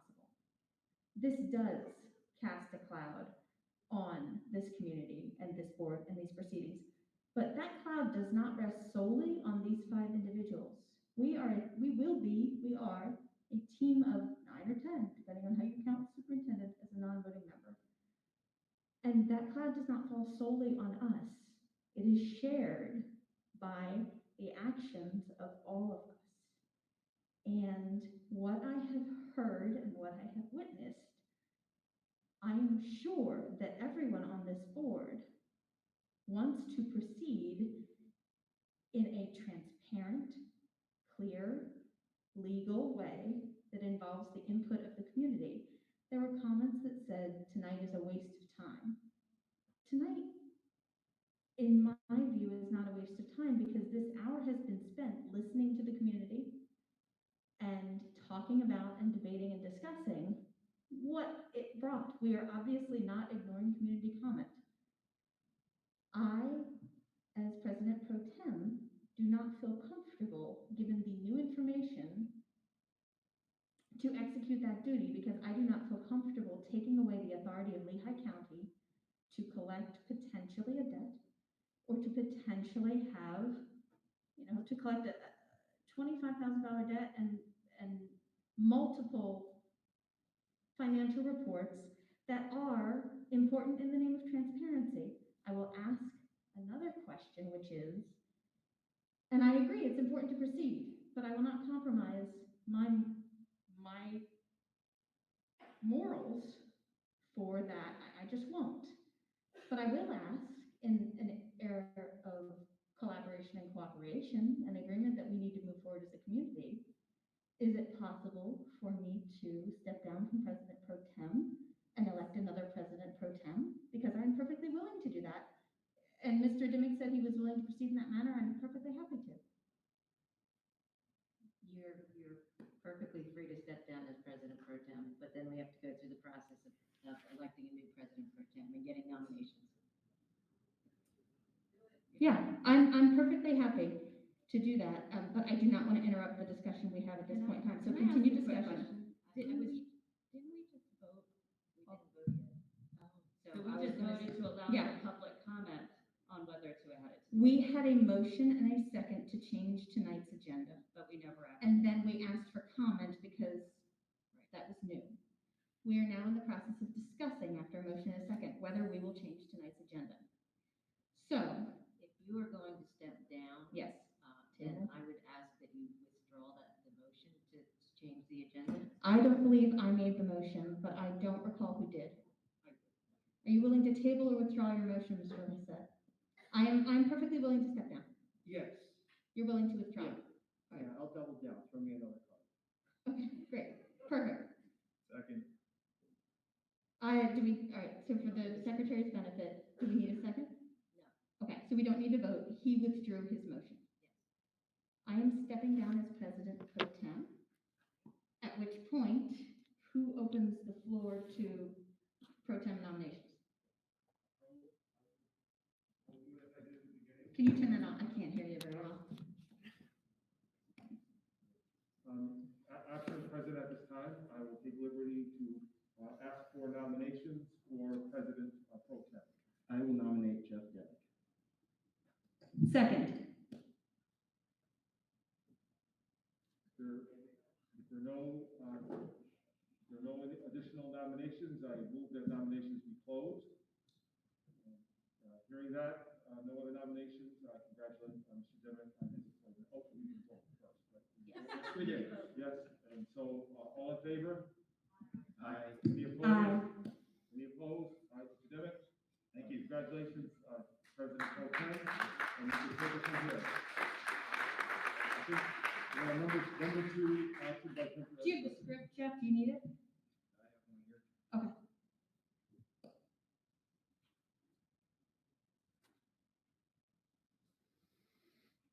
So to be clear, we're going with option 1 night, right?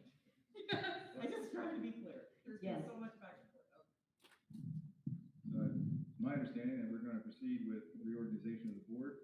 I'm going to move to the oath of office for newly elected board members. I want to congratulate the new members here tonight and their family members that have attended with them. As I said at the last board meeting, very grateful for the service of the board members that have left us. And tonight I'm excited and it's my pleasure to welcome our new board members and their families. I apologize for the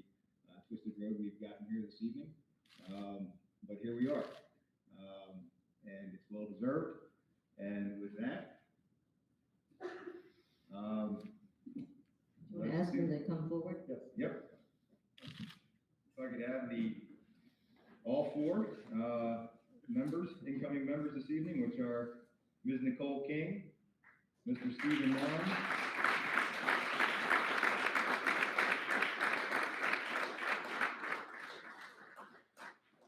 Ms. Mary Joy Reinhardt,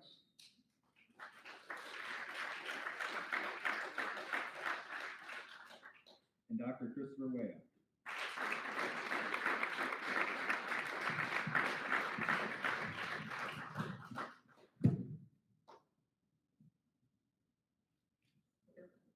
Don't do that. Yeah. Okay.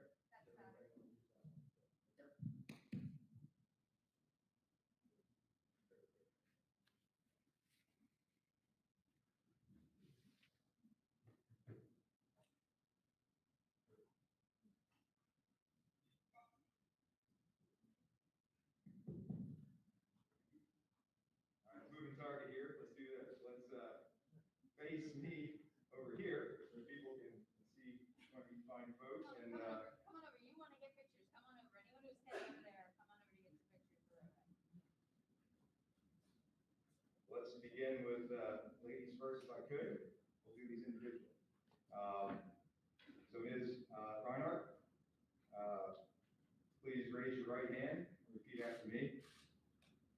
I do solemnly swear I do solemnly swear that I will support, obey, and defend the Constitution of the United States I will support, obey, and defend the Constitution of the United States and the Constitution of this Commonwealth, and the Constitution of this Commonwealth, and that I will discharge the duties of my office with fidelity.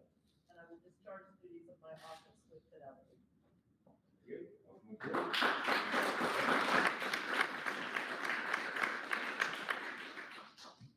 King, please raise your right hand and repeat after me. I do solemnly swear that I will support, obey, and defend the Constitution of the United States and the Constitution of this Commonwealth, and that I will discharge the duties of my office with fidelity. Very good.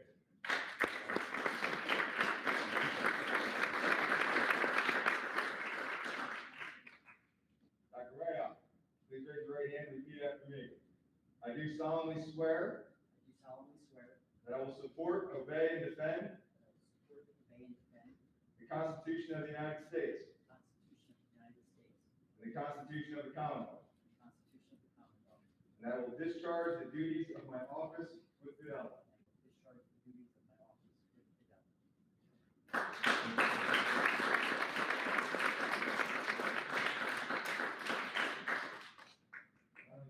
Mr. Mon, raise your right hand and repeat after me. I do solemnly swear that I will support, obey, and defend the Constitution of the United States And I will support, obey, and defend the Constitution of the United States and the Constitution of this Commonwealth, and the Constitution of this Commonwealth. and that I will discharge the duties of my office with fidelity. And I will discharge the duties of my office with fidelity.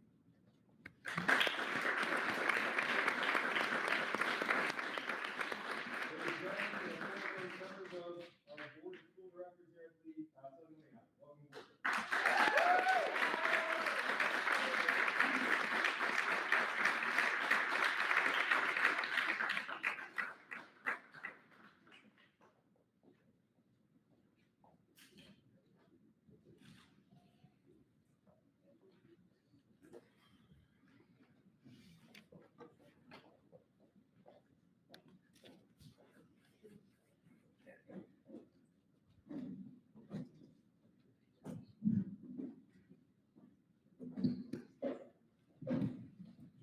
Okay, so one more, I think, action on my part, and then we will turn this over to a new president for the year to come. Once again, I do want to say that I'm very excited to have the new board members here to get to the important work of this community and this district. To the extent that we've talked about wanting to bring this community together, I think this is an important step this evening to do so. And it's my expectation that all 9 of us are going to comport ourselves in a proper manner and with dignity as we move forward doing the business of this community, which is what we all here have been elected to do. And so with that, my last actions, because I love to talk, you guys have given me that opportunity, is to proceed to the nominations for the offices of president, or the office of president to serve for 1 year. And so. I nominate Jeff Dimick. Second. Okay. Nominate Mary Joy Reinhardt. Very good. And a second? Any other nominations? Okay. I'll take Ms. Reinhardt's first.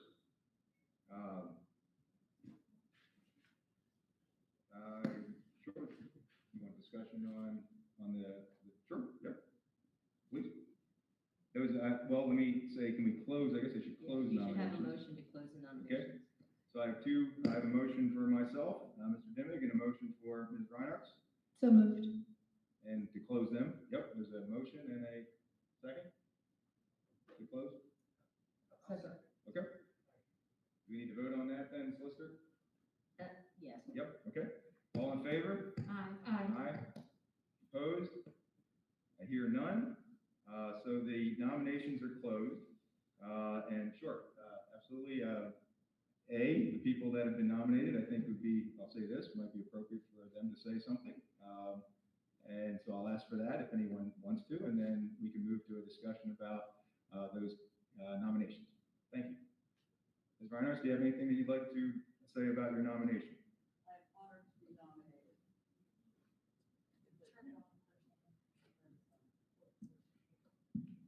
I'm honored to be nominated and will work very hard to heal this board.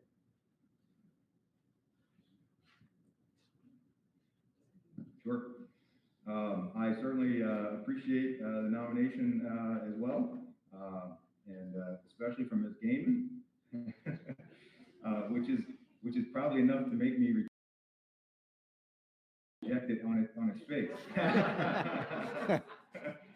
Only because you must have a reason behind that. Jeff, I know what the role takes, and I think you're amply qualified. Yeah, go ahead. That's fine. I appreciate that. Yeah, it's a tough job. Yeah, it's a tough job. I also know how much work it takes. And for that reason, I don't feel that I have the ability to meet that demand to the extent that it requires it. As I had stated at the last meeting, Ms. Desai, I think, is an example of someone that worked very hard in that position. Just with how much is happening in the district right now, I think it takes someone who is willing to, really has the ability to focus on that, to the ability that I don't have right now, given my own status in life. The role of just a director, for me, is hard enough to fill.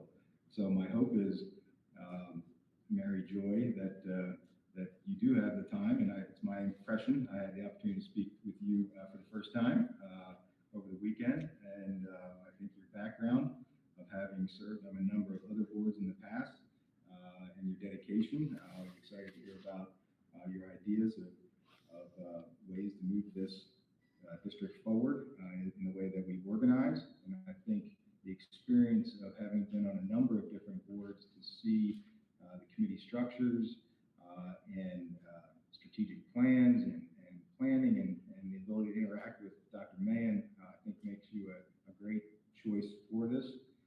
And you have my endorsement on that. And so that's what I have to say about the nominations and my own nomination. And I'll leave it at that. But if there's now, with what was said by both, is there any discussion of the nominations beyond that before we take a vote?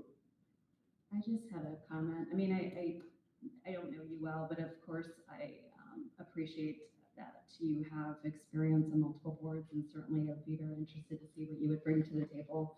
I feel like right now with everything that's been going on internally with a lot of turnover, I know, Mr. Dimick, I respect that if you feel you can't perform the duties as required. I just would, just having worked with you, especially over the last year and a half, I've found that even if we don't agree, we still have, I think, had a good deal of respect for one another. And, we've talked, I know, many a time about how to get things moving forward in a way that's more conducive to more members of the community. So I would hope that you could reconsider, just because I feel like with your experience at that position in particular, I know you've served as president, I believe, in the past, and you've been on the board a long time. I mean, just speaking for myself, I don't know that I would be comfortable in the role of president, even having served, in addition to the time commitment, 2 years only. So I'm just, I think that a lot of the getting to learn the ropes type of thing happens when you're sitting on the board and learning about the process and when votes take place for the budget and, things like that I finally feel like I'm getting a better handle on. I don't know that starting off right out of the gates as president is the ideal course. But of course, if you can't do it, then.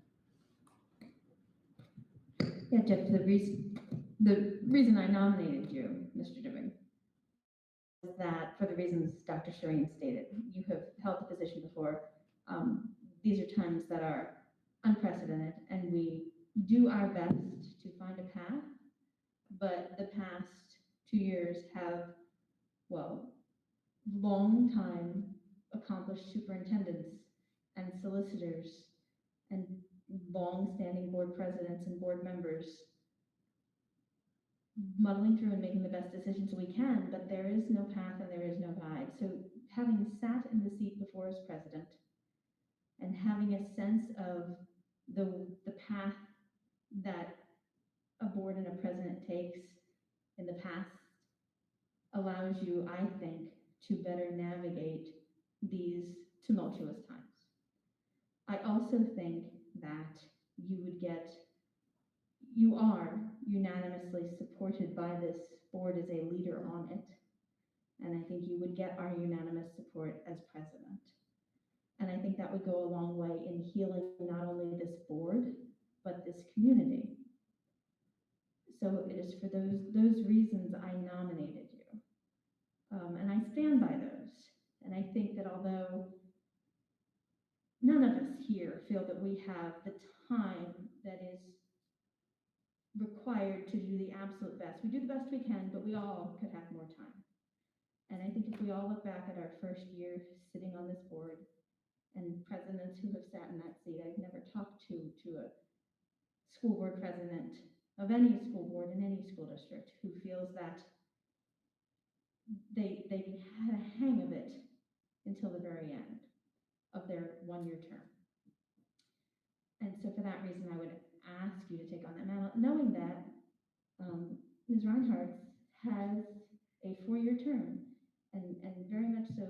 I mean, the document, I see PSBA documents sitting before you tonight as first board members, and I found those very helpful in guiding me through my first days and weeks and months and years, and I referenced them again and again. And one of the first things that I read in those, and that I believe is there to this day, is your first year is spent learning and listening and sitting in this seat and realizing that the perspective you had in this seat is much different from the perspective you have there. And so for all those reasons and all those experiences, I absolutely appreciate your leadership in other roles, and I don't know you personally, but I look forward to getting to know you and all of your leadership. And I support you in other leadership positions on this board, but president, that is why I nominated Mr. Dimick, for those reasons. I think it would go a long way in healing the community, healing the board, and navigating these times. So thank you for considering it, Mr. Dimick. I agree with what Vale said, and I wouldn't object to Mrs. Reinhardt's being nominated for another position, but I think the president position should go to somebody that's overly familiar with everything that we've been doing things that she has not been brought up to speed with yet on, and I think that it would better serve our superintendent to have somebody that's up to speed on everything, even if it's for a year. But, and like I said, I wouldn't object to it for another position, but for the president position, I think it should be somebody that's done it or that is very familiar with the runnings and what's going on internally in the board.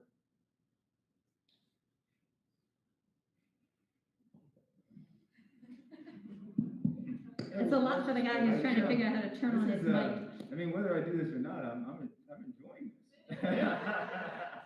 It's almost like a roast, isn't it? Yeah, a little bit. You gonna say something? No. Okay. I think the experience of what you bring to the board matters.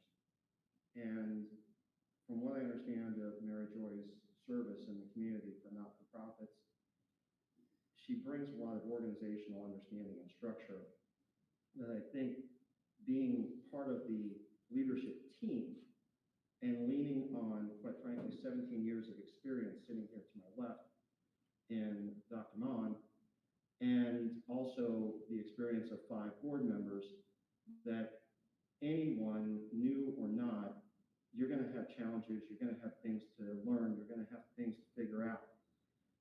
But the experience that she comes, and certainly the experience that Jeff has in being on the board and having served as president, I think they almost cancel each other out in terms of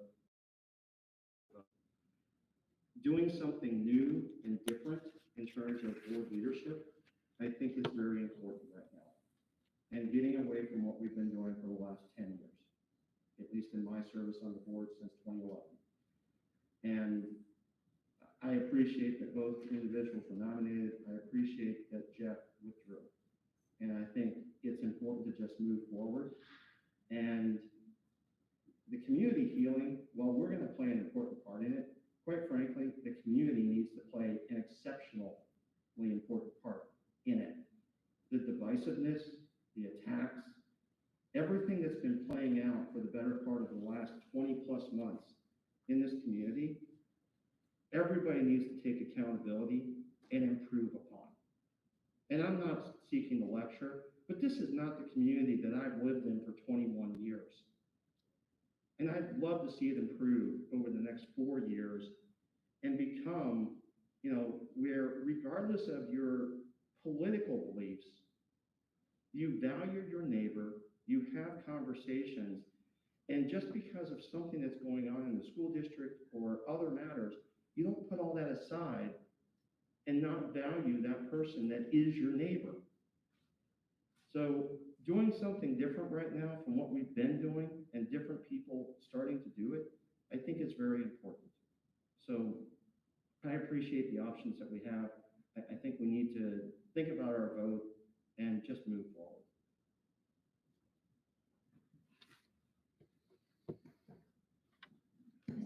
Mr. Domingue, Mr. Lysette said something. It's not clear that you have withdrawn yourself as a nominee. I did say I didn't want to do it. Okay. I mean, I don't know if there's a motion for me, but I didn't, I said I didn't think I would be able to fulfill the requirements as I think is necessary. I'd like to just say a few things. First of all, I have very high respect for both nominees. I know both folks. I've known Jeff for some time. I've watched this meeting take place over many months, doing homework to understand the inner workings of not only a board for a school board, but the inner workings of everybody on it. I know Mary Joy for some time now. We've had conversations, and I think they're both very qualified for this position. I think they're both uniquely qualified in different ways.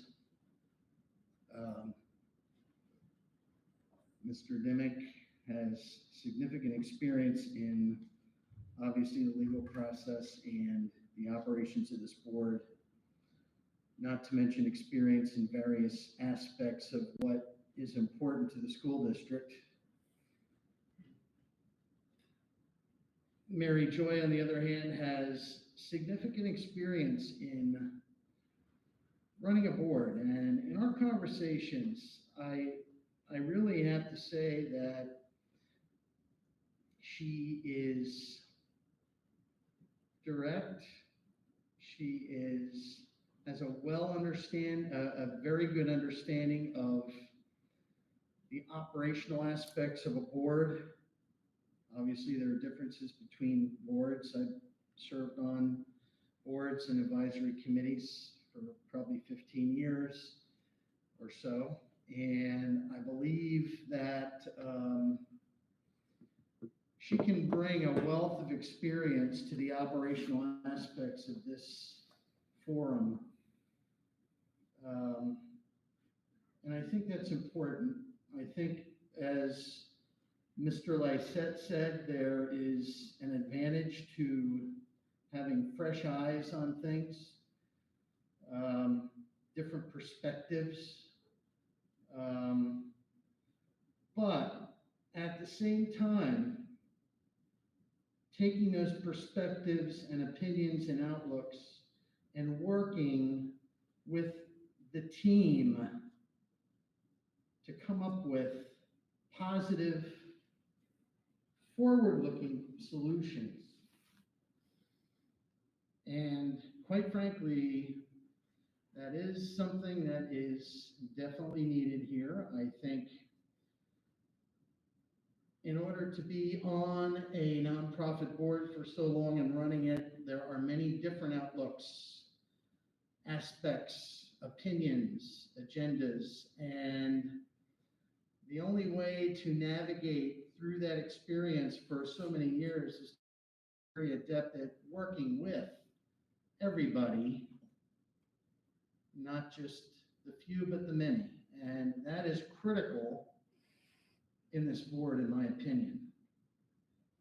So, in closing, Mr. Dimick has pulled his nomination. So I think that there is a strong consideration for Mary Joy Reinhardt as president to start bringing the operational excellence and expanding it and bringing everybody along as a team and move forward and enthusiastically bring forward academic success,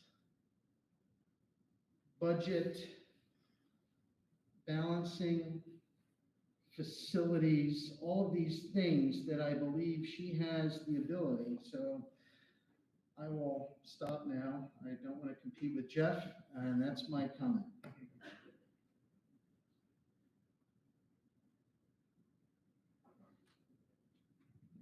Any other comments? If you just help me understand, we have only one nomination to vote for now, or we still have two? I think technically you have two. I'm going to take Ms. Reinhardt's first. And as I stated, I myself will be voting for her. I do think,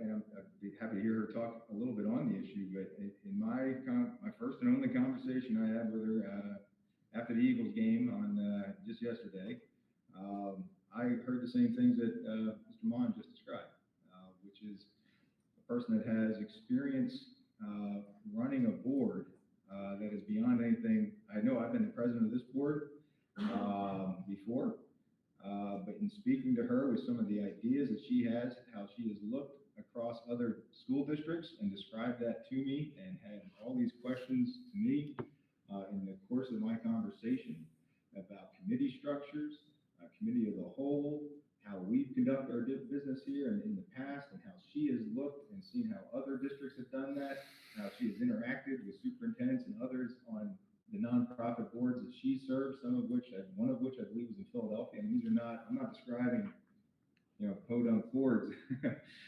These are, I think, some very important positions that she's held that I believe I'd be standing in the way of that experience coming to us. I think it's a good time for this board with this new superintendent for a little breath of new leadership to see someone who's going to potentially bring different experience to us in the way that we operate as a board, not the politics of it. That's, I guess, my point. I mean, I don't really know what her politics are. I didn't discuss that. We had a discussion about how she wished to potentially revamp the workings of this district. And I'm excited about that. And listening to her and knowing my own background, I was convinced that, quite frankly, I think she's the better person to serve in this role. And I think she also has the time. I think she understands the time commitment from her experience. And I think she also has potentially more time than perhaps I do in giving that to this board. At least I don't want to necessarily sign her up for that, but that was my impression. So I didn't know if you wanted to say anything in addition, Ms. Reinhardt, before I call the question. Thank you. Yeah. Is that better? Does Yep. that work now? Thank you all for your positive support and your comments. I served at Horizon House on the board of directors in Philadelphia for 9 years. I chaired the operations committee. So I was an active board member after I actually worked for the company for 30 years. Over 9 years, I was president and CEO of Via the Lehigh Valley, where I reported to 3 boards of directors. I'm all about working collaboratively and building consensus. And I truly believe, given my history with the district and this election, that is first and foremost on the agenda. And she's so much shorter in her statements.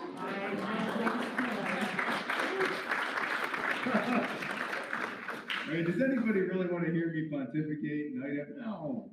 Think about what you're doing, Katie. Jeff, I wish you had. I'm glad you had the opportunity to talk to Ms. Reinhardt, and I'm sorry that I have not had the same opportunity to talk with you after an Eagles game. I'm glad it was after the Eagles game, though, Mr. Newman. Yep. But I'm sorry I haven't had the same opportunity to get to know you. I look forward to getting to know you. Having sat in the seat, I stated why I think school boards are a totally different animal, and I'm sorry I haven't gotten to know you in order to inform my vote in that way. Yep. No, and this is a good spirit that we have here tonight. We started off, I think, a little rough, but I feel like we're ending here on a positive note. I think the tenor that you just expressed, Ms. Reinhardt, is exactly what this board needs: collaboration, working together, feeling that everybody has a voice. We're all 9 of us here, and the 10th, Dr. Mann. I think that's the key, and that's what you expressed to me the other evening. I think you bring that experience, and so I certainly support you for that. And with that, I would like to I'll take a vote. I'm going to take Ms. Reinhardt's first. I will do a roll call vote, starting across the way with Ms. Gaiman. Ms. Gaiman, how say you? No. Ms. Reinhardt? Dr. Wayock? Yes. Mr. Mon? Yes. Dr. Serene? Yes. Mr. Lysette? Yes. Ms. Gangware? Wait a minute, Mr. Deming. Wow. See that level of collaboration and everything I was talking about. Ms. King? Yes. And Ms. Gangware? No, only because I have never met Mrs. Reinhardt's before tonight, and I don't know anything about her and don't know how she would represent the board, because I've just met her. Understood. And I vote in the affirmative as well. Therefore, the motion passes. And I want to again congratulate you on being sworn in as a school director and now as president of the Southern Lehigh School District. With that, if you have, do you have a copy of the Ms. Game? Very good. Wait, aren't we going to switch seats and give her the gavel and everything? Sure. If that's what she wants to do, that's fine. Okay. All right. Okay, so we're appointment for the vice president. So do we have any nominations for vice president?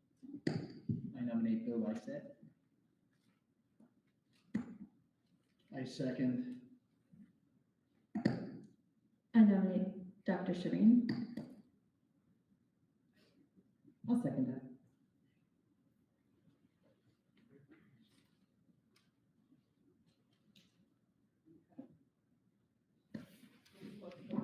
Yes. Motion closed. Motion closed. Second. All in favor? Aye. Any opposed? Let's vote. Roll call. Do you want to allow for Oh, any comments? I'm sorry. Apologize. Any comments?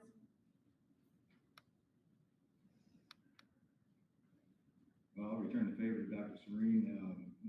Certainly appreciate working with you on the board, Dr. Serene. Obviously, well qualified for the position that you've been nominated to. Mr. Lysette, likewise, well qualified for where you've been nominated to. You've been on the board quite a period of time as well. I don't believe you have held a position over the, I don't know, the 12 number of terms, and I was vice president for 1 year. okay, totally not even memorable. But in both of you, and certainly Dr. Serene, your comments earlier, I certainly always enjoy working with Dr. Serene. I've said as much too. I think the new people that I've had the opportunity to speak with, person I respect immensely on the board, and obviously Bill, another person that I feel very, both of you, I think would fill this position well from my experience working with both of you. And that's my thoughts about the nomination. I'd just say my nomination of Dr. Shireen in the spirit of new ideas and fresh eyes, as Mr. Lysette pointed out. I think Dr. Shireen has experience on the board, but would also provide that, and has served us well, and sought compromise, and is able to, what I appreciate about Dr. Shireen is she's able to change her mind and her opinion when presented with new information.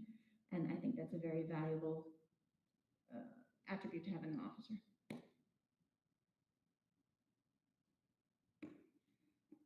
Bill, I nominated you partly after speaking with you over these past few weeks. I feel like I really got to know you. I really appreciated what you said tonight about collaboration, because I think that's exactly what this community needs. It needs to heal. And I think you'll help with that in an executive position. I appreciate your experience over 8 years? 10 years, sorry. 2011.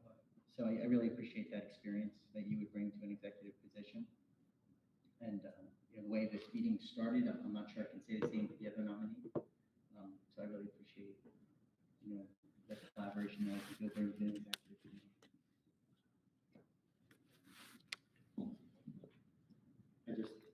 I'll say a couple of words, because the public may not know, I'm a little bit unique on this board. I'm the only board member that's not affiliated with a political party that's a major party. I'm libertarian. I'm not Democrat, I'm not Republican. I left the Republican Party 15 years ago because I was so disenchanted.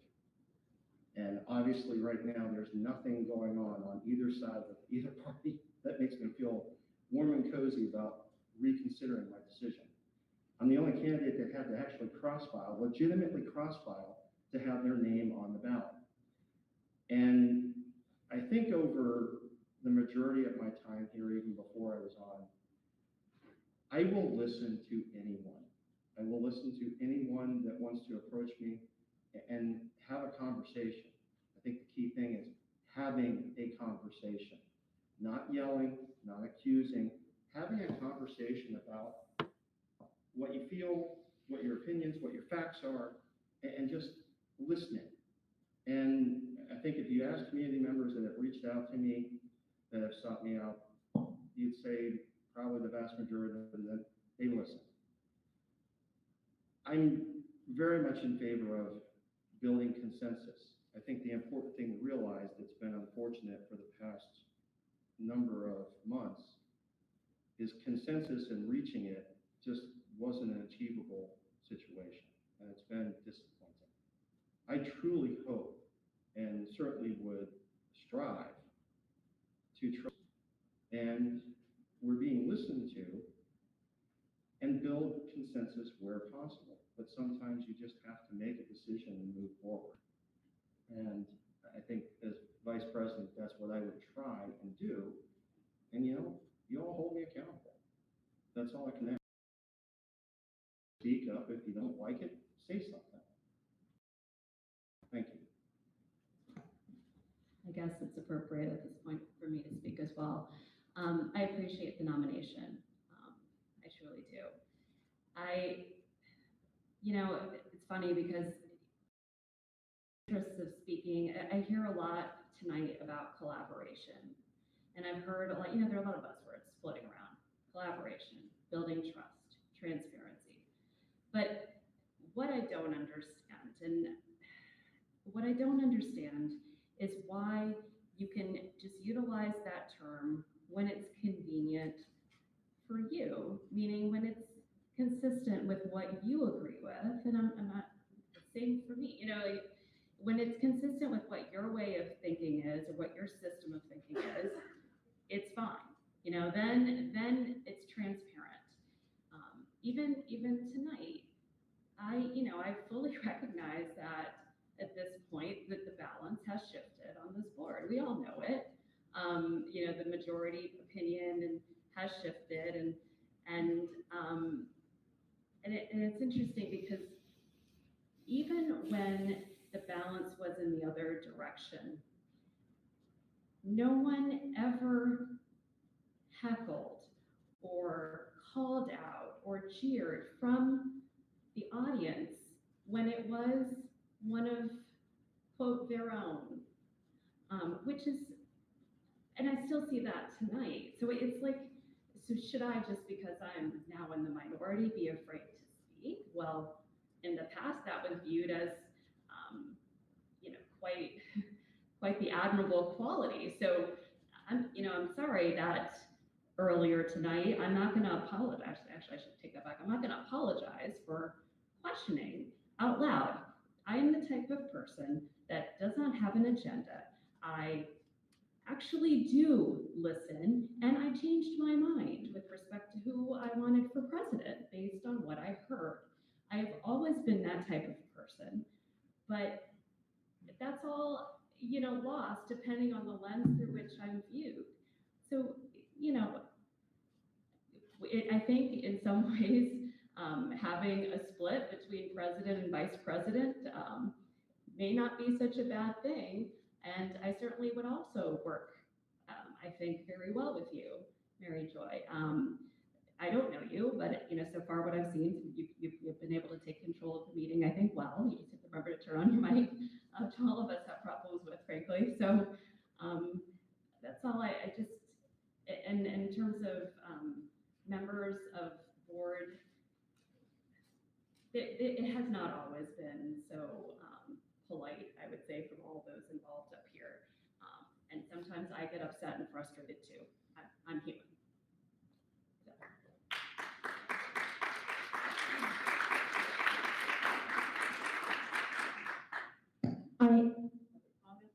Yes, please, go ahead. Since I seconded the motion for Bill Lysette, I just wanted to make a couple of comments.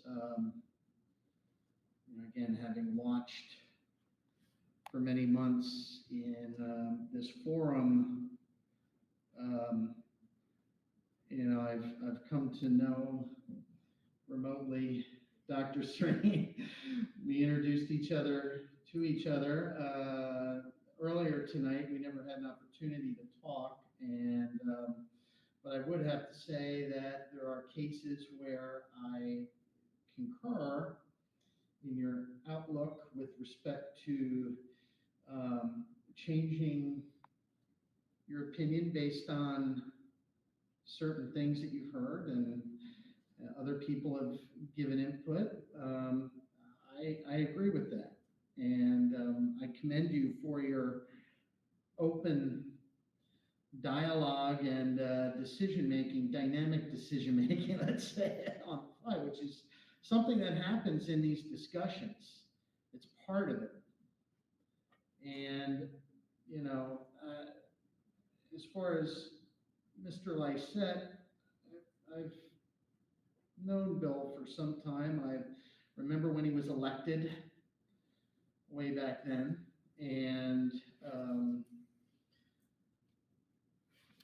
he's been on this board for some time and knows the inner workings. So, and also, again, as a libertarian, as he mentioned, I felt that that may be a little bit more of a even-keeled decision for members of this board to think about. I believe he also is certainly willing to listen to other opinions and discuss and you know, and formulate decisions based on that. And I've had some discussions with him in where we disagree, where we have slight differences of opinion, and I've seen him, you know, change some of his outlook as well. So I think from a standpoint of that, I feel that he's had the experience to give, I think, valid input to the president and interact in such a way as to provide some experienced input in some of these matters as we move forward. So I just wanted to say that, and I appreciate Dr. Serene being nominated as well. Thank you. Bill, I heard you talk about collaboration and working together and seeking compromise. And I also heard you say that if you don't do that, fulfill that and live up to that in your role as vice president, to call you on it. I'm going to call you on it. Tonight, earlier, when our newly elected board members were not yet sitting up here with us, it appeared to you as if the direction of this conversation was not going in a direction in which you agreed or supported or you didn't want it to have happen. And what you said is, if it doesn't happen the way I want it to happen, I'm paraphrasing, whatever, you know, however the topic was, you said, I'm going to leave and there will not be quorum and this meeting will end. By comparison, I said I am not comfortable with that role, but I understand that the board wishes to proceed in that direction.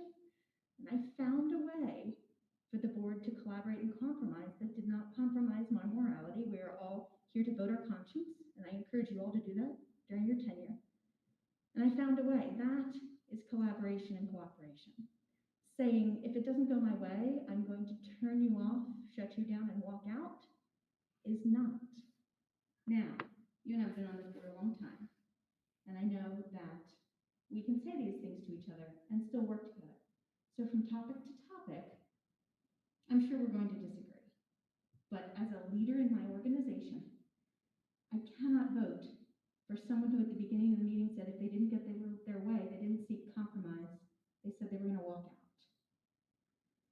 I also heard you speak about being a libertarian for this, to explain why you would make a good candidate for vice president. But earlier you said it's not about politics and we shouldn't know who's a liberal and who's a conservative, and who's a Democrat and who's a Republican.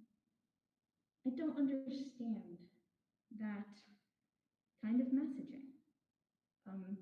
That to me is also making a statement that fits the argument you're trying to make in the moment.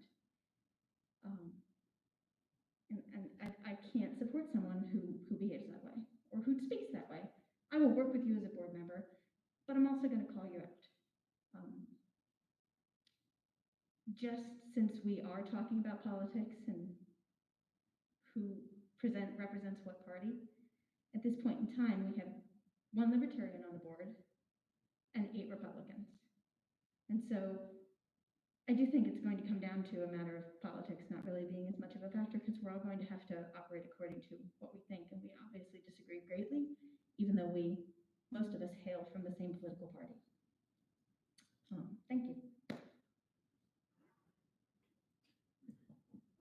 just want to respond because Emily, again, you know, I made a statement because it was obvious to me that the way in which meetings have been run previously under you as president were going the same way that they have.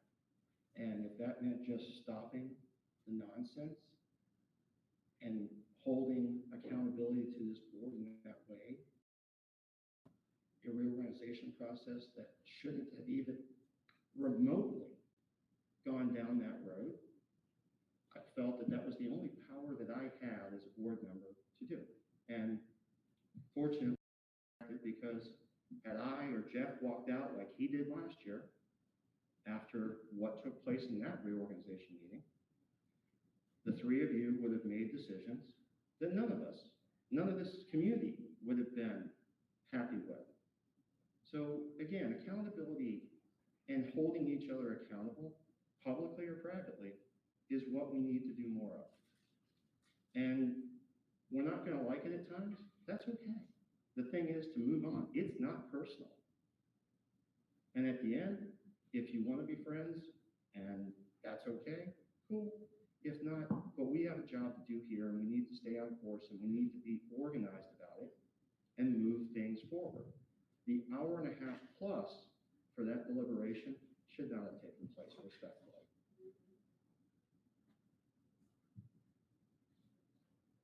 Any other comments?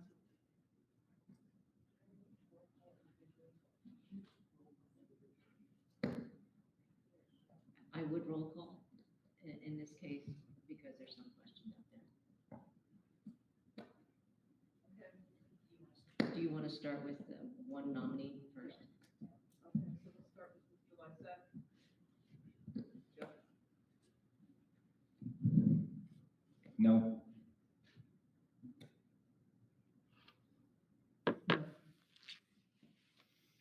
Yes. Yes. No.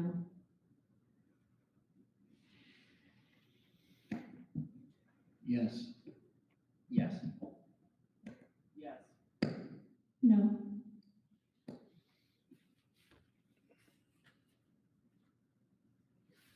Motion passes 5-4. Okay.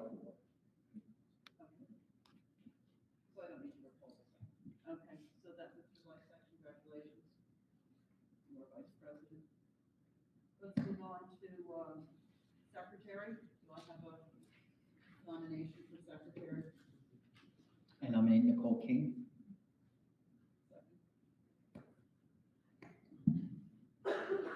I'll second that. I'll second that. Are there any other nominations for secretary? Who would want that thankless job? You gave me a check. That was a joke. A little lightheartedness. I'm sorry. That was not a joke. Who would want the job? A couple of these jobs Mr. Deming and I have filled, and I agree with him, man. That's a lot. Quite the lift. Okay, can I motion to close the nomination? Motion. Second? Second. Okay. All in favor? Do you want to have any discussion? So I have to have a discussion before. Okay. Discussion, please.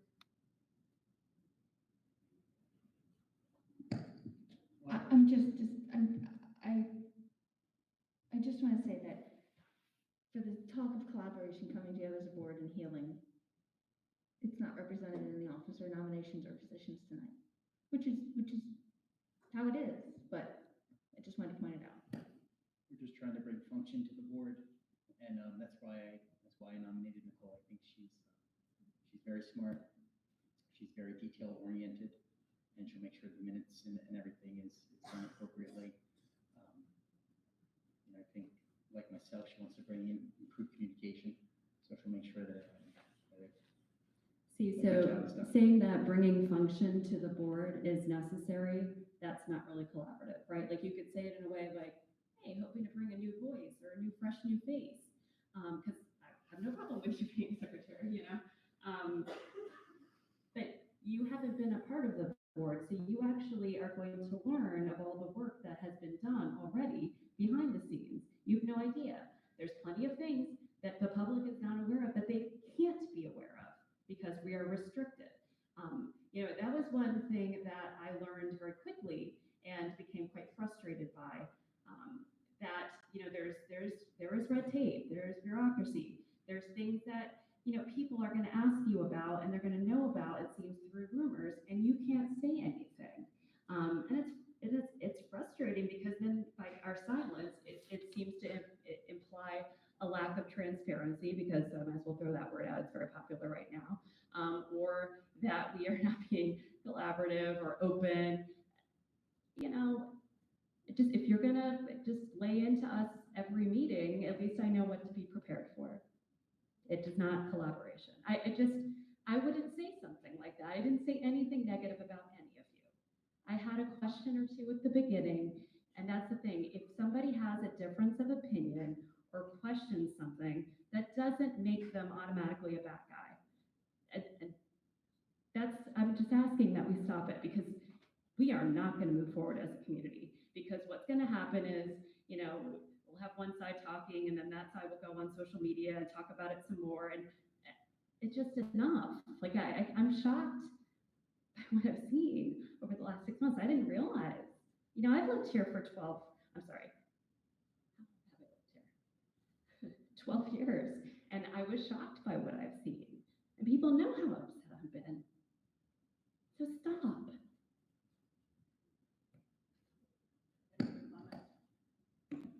I'll just respond real quick. So, you're right. I should have chosen my words a little bit more carefully, but it was really just in response to Ms. Gaiman's comment as far as collaboration. We really do want to bring improvement. So, appreciate that. Priya, you could turn on your mic. I don't want to, you know, draw this out any further, but you said a lack of function. I heard you. You didn't say collaboration. You didn't say directed towards Ms. Gaiman. So be open, at least own it. I'm owning that. Okay, I'm owning that. I should have chosen my words a little bit more carefully. Because function doesn't mean everything always goes smoothly. Function doesn't mean everything goes smoothly and you will all agree with everything that's said and just get through an agenda like that. That's not function. Because otherwise, because you realize that, well, you know, we had an election. There are people here that were elected previously. There were other viewpoints clearly represented in the election as well. So, you know, the job of us as a board is to represent everyone as best we can. And that doesn't mean everyone in the community is going to agree with every member of the board. It's just never going to happen. I mean, that's the whole basic concept of representatives. It's not like every senator, every House of Representative member that represents my district agrees with me or does exactly what I want, right? Like you get a chance to to air your grievances and make your viewpoints clear to those that serve you. That is what governance is. And then they take those opinions that are brought to you. Sorry, I'm pulling a Jeff. It's been a long day. I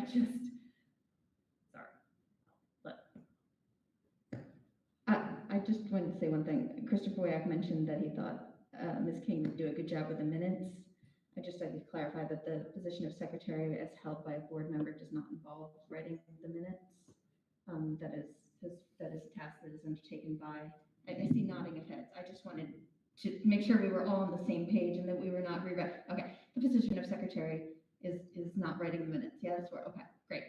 Thank you. And the board votes on those. All right, thanks. Just point of order. Appreciate it. You can call the vote.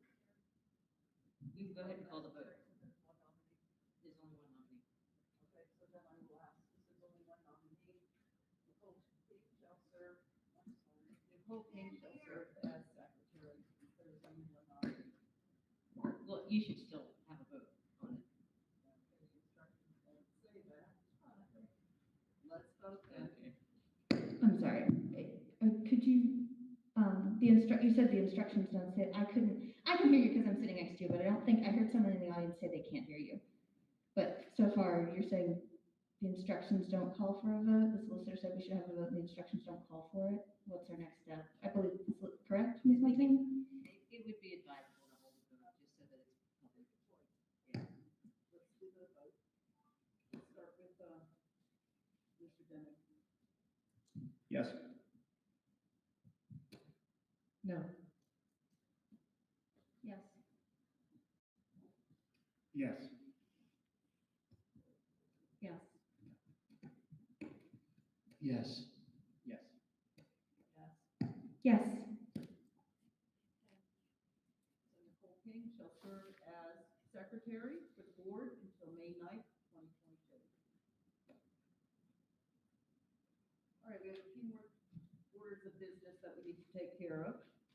So I'm going to ask for a motion to use facsimile signature plates of the president, treasurer, and secretary when signing school district checks. This is requested and necessary each year when officers of the board change. Motion. Second? Second. All in favor? Aye. Opposed? Any comments? Motion carries. Action depository resolutions. The administration recommends authorization for the board secretary to execute and submit the standard resolution, signature cards, and any other forms necessary to reflect the change in president and treasurer with the direct depositories. I need a motion. Motion. All in favor? Aye. Opposed? Any comments? Motion carries. Okay. So do we have any new business? I have a statement that I wanted to read in response to the accusations being made by Mr. Durham and Mr. Twardowski at the last few meetings. Publicly available information was posted by a community member on the social media campaign pages of candidates Wayok and King that showed evidence of unethical and possibly illegal campaign donations made by their political action committee, Friends of Slate, as well as concerns about misleading and inaccurate information in their campaign finance filings. The candidates were asked to explain these concerns to voters, but instead of answering, the questions were quickly deleted. These community questions were being swept under the rug, and based on the fact that they were trying to build a campaign around the idea of transparency, I could not let those questions go unanswered and posted them on my page and search for answers myself. Madam President, there's no. But this is going somewhere, Jeff. Well, there's no new business. I mean, Yes, this is a new business. There's no motion on the floor. I don't believe you can just make a statement without, I mean, there's no discussion of anything. I mean, all of us at times would like to make lengthy statements about things that are. I've been accused a number of times by a couple of community members, and I think that I'm allowed to respond to that. If this is a matter of new business as a board member, you could bring that up. There doesn't have to be a motion or an action to be taken. Can I continue? Okay, thanks.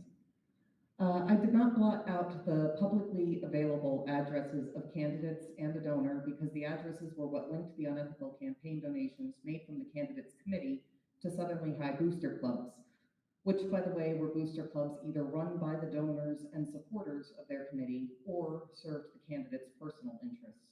Campaign finance law specifically states that political action committees may only distribute funds to influence an election. So the question remains, was the money donated to those clubs to influence votes, or was it donated illegally? I want to make it clear that the only names used in my post were to show the specific candidates' affiliation with the unethical donations. Donor names were not included. This is not doxing. When a donor identified herself to me as the owner of one of the addresses and expressed she was uncomfortable with it, I removed it immediately. Unfortunately, it appears that their committee did not inform donors that their information becomes public record available to anyone who wishes to view it once their contribution has been made. I had no problem fixing my post when a community member told me they were uncomfortable, but what makes me uncomfortable is that it is unclear how Slate will correct their unethical campaign donations and inaccuracies in the documents filed with the county. I hope that the community members who are so concerned with what I posted are also pursuing these matters with the same level of vigor. As Mr. Durham has said many times, it's not personal, it's a matter of transparency. Speaking of Mr. Durham, he has made several false accusations against me related to exposing the police records of a community member. I have a printout of the entirety of the conversation between me and the community member available for after the meeting if any of the board members would like to review what was said. You will find quotes from me stating, "Damaging information should not be allowed," and "I'm not interested in your background. It's none of my business." The conversation was intended to call out the hypocrisies this community member was demonstrating in the administration of her website, not a threat to expose these records. On the topic of hypocrisy, Mr. Tardowski has repeatedly come to meetings and made accusations of cyberbullying against an unnamed board member and stating that if an apology was not made, he would expose the identity of said board member. Well, that board member's me, and he is referring to the incident I spoke of earlier related to my posts about unethical campaign donations. I cannot ignore the irony in Mr. Tardowski accusing me of cyberbullying for asking legitimate questions about campaign finance matters, while he himself has called me and other board members lowlives, mean girls, hypocrites, communists, morally bankrupt, fools, sheep, lemmings, and many other derogatory comments on social media. I put actual, factual, publicly available information on social media. That's not bullying, but your name calling and angry comments certainly is. Maybe we need to consider what bullying really looks like, because to me, it looks an awful lot like Mr. Durham and Mr. Tardowski showing up week after week, misrepresenting things about an unnamed board member, and then threatening to name me publicly unless I apologize. These personal attacks need to stop now. The school board needs to get back to focusing on what's really important, educating our children and keeping them safe while we do it. Moving forward, I would hope members of this community would approach or contact me directly with questions instead of wasting the time of the board and community by making baseless and rather disingenuous accusations. Thank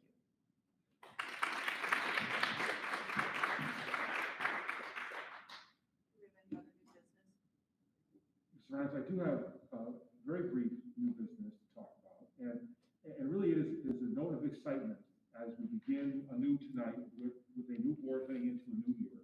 And in the coming meetings, while we're certainly taking up the agenda of the board as it defines it, it is my hope to bring 3 issues to the attention of the board with respect to presentations, and then ultimately in early February votes.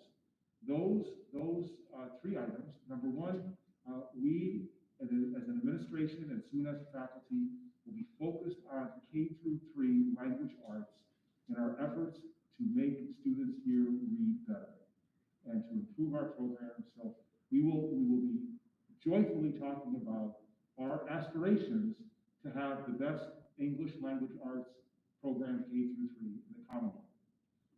The second effort that we're going to undertake and hopefully talk about in the coming months is the barriers that exist for our students to access post-secondary education.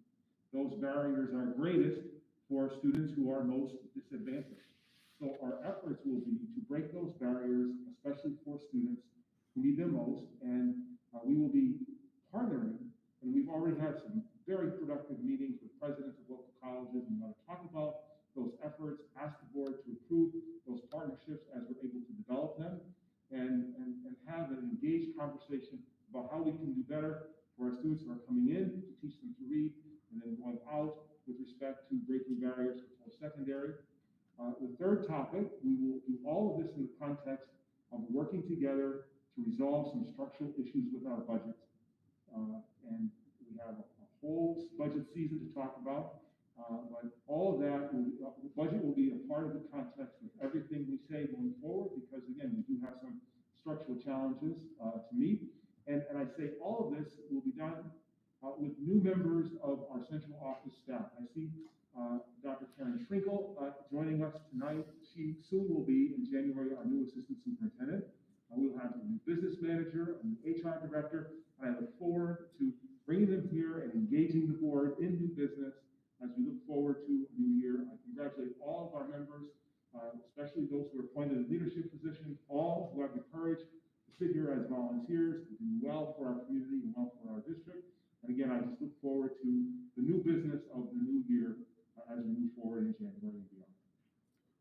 Knightley. Could I just add one more point of new business? I really appreciate Dr. Mahan, that list of things to look forward to and moving forward. Thank you. Could I ask for an investigation, or not an investigation, for research to be done, in addition to those items about better broadcasting this board meeting and also recording it so that those individuals who are not able, and just as another, I don't mean to add something else to your plate, but if I could ask as a board member for that to be an initiative as well, better community access to hearing this, seeing this, having this taped and mic'd and available, I'd appreciate it. Mrs. Reinhardt has already reached out to me on that. Sorry. And so, yes, that is something that we like. And we had approved, I think, didn't we approve a bid? Yes. See, I remember. We had approved bids with, sorry, we had approved, I believe, in a vote at a prior meeting, a bid with companies. We were looking at different options, and we had talked about potentially using grant money as well. Remember, because we could utilize it for the students for their broadcasting aspect. That was one option we had talked about, and also they were looking at that there were different options with respect to cost, and we were just waiting for which, like a breakdown specifically to help kind of figure out what would work better, both to provide us with better quality, because clearly it's sorely needed, as well as something that didn't break the bank. Let me come back with you. I believe there's lots of consensus on this topic. And I would just, Dr. Mahan, respond to that. Yes, and so let me commit to having at our next meeting, report, and perhaps even an actionable report for how we might go forward. And I think in my informal conversations with all board members, there's a sense that we would like these meetings archived. And so that will be part of the effort that we will bring back. And actually, Mr. Jordan will be a key person in assisting in that effort. So we'll have a report ready for you when we meet again. And not to further add to new business, but there was. If I could just add to the taping and archiving, if cost is an issue short term, let's find a low cost option, which might be one additional camera. I understand the audio quality has improved greatly as Ken's been reading this the last couple of meetings, and that seems to be less of an issue. But just find a low cost way that until we can get to the full blown production, that we have a low cost medium recorded. It's decent enough to put it up online and archive it, and we work through that process very quickly. I think we have a commitment from the superintendent to do just that. Any other business? I'm just gonna put one more thing on your plate, I apologize. And it's not something that has to happen right away, but just, to improve our communication, with our community members. I understand that the business meeting is challenging to have back and forth, but I think our community deserves that back and forth.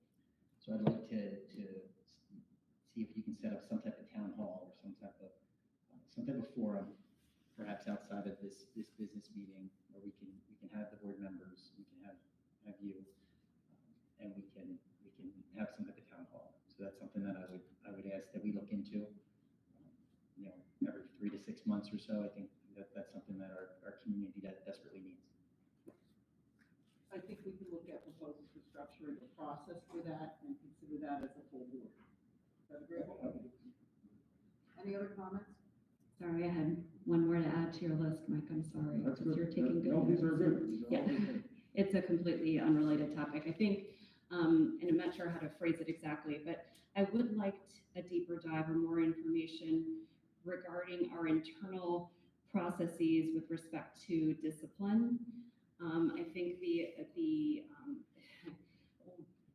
school safety was actually one of the main reasons I decided to run for the board, because of my concerns and a desire to be a part of it.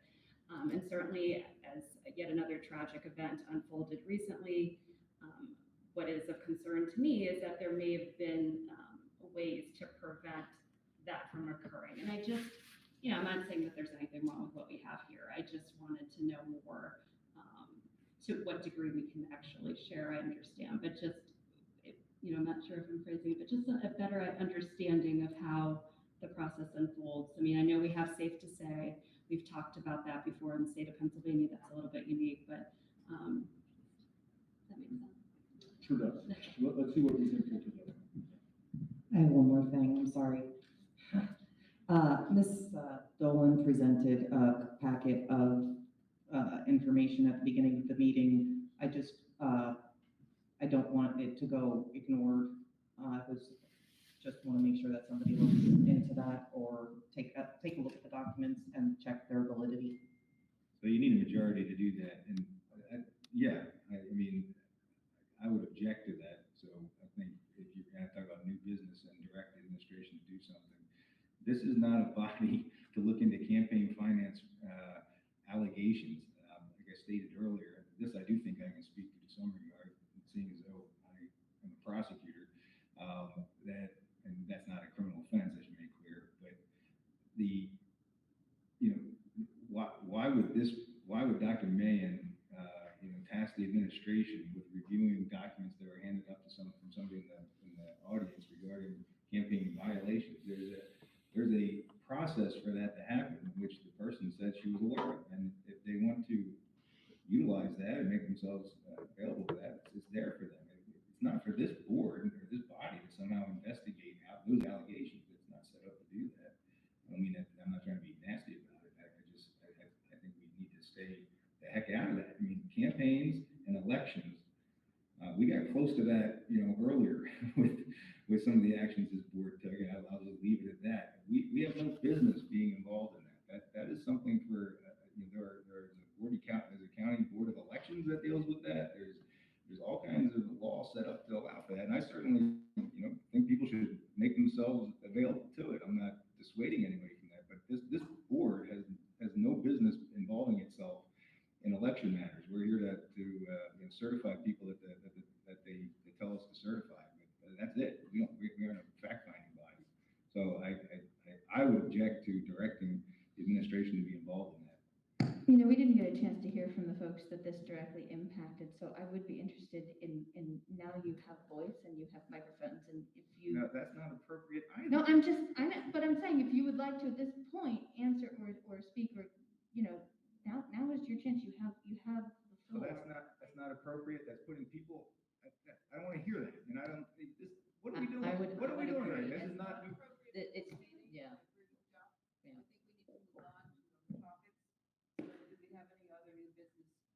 There's just one other new business that I wanted to bring up, and I'm not sure if this is to the solicitor. Jeff, you can probably chime in, but some community members had talked at the last meeting about a report that is available from a law firm.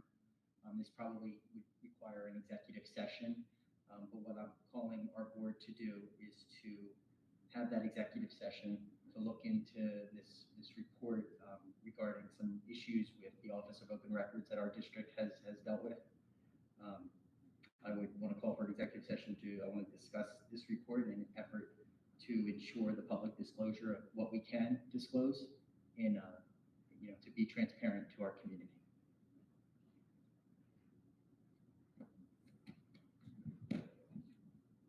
Any comments?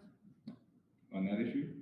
Yeah, I think we should post. I think we should move quickly to get the new board involved in that and decide what the board wants to do. I would say that the issue is surrounded in confidential information, but we certainly move forward, making sure that the new board, that this new board is soon to be ready into the issue.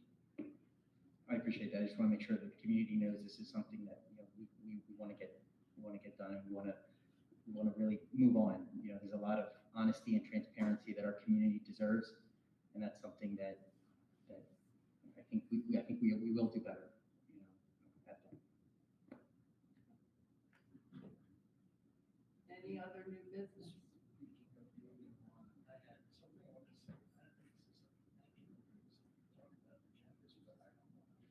We can't hear. We can't hear you, Steve. You have to speak into the microphone. I'll just say that I do have one thing I would like to read at this point. This was written before the meeting, But I was deciding whether or not I should read this based upon the way things were moving, but I still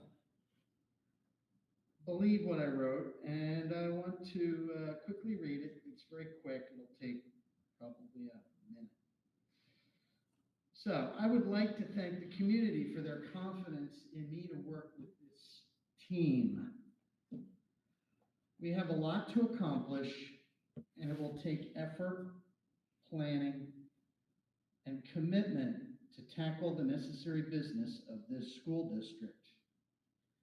From board structure to openness with the community, educational initiatives, and academic excellence, to budget concerns, facility improvements, and fiscal responsibility, I am confident that everybody here, whether existing or newly elected members, administrators, educators, or community members, will work together with the common goal of our students' success. Personally, I am already working on these important topics that impact our school district, our stakeholders, and most importantly, our students. So I thank everybody, and I look forward to working with everybody, whether it be on this board in the community, through the administration, educators, everybody, so that we can move forward and have a successful school district. I'm confident we can do it. We have challenges. I feel confident that people here, everybody, will have the opportunity to provide input and get feedback, and we can move forward to success. It's critical. I'm about action. I'm about moving forward with everybody as a team. It's the only way that we will move forward in a successful way. So thank you. I just wanted to say that. Any other new business? Okay. We have a visitors comment section on this agenda. So do we have anybody signed up for visitor comment at this point? Mary Joy, if you could speak a little bit closer to the microphone, it would be good for the recording and for the people in the audience. Is this better? Does that work well? Okay, we're gonna go for visitor comments. These are items that were not on the agenda. Or comments that were on the agenda. Anything? There was no sign in. No sign in? Yeah, it's okay. I mean, If you are gonna comment, you do need to sign of course. the paper.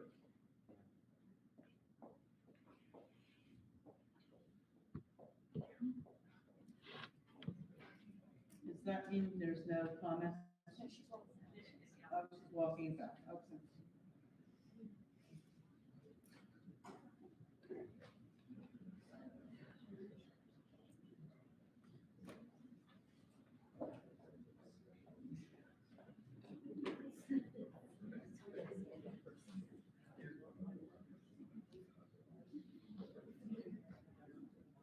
Right, yeah.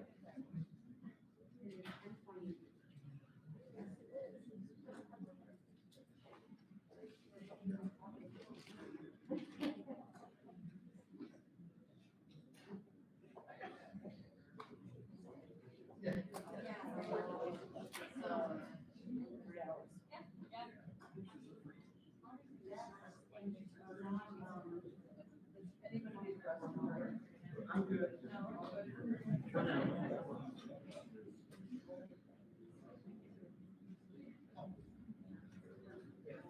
Okay.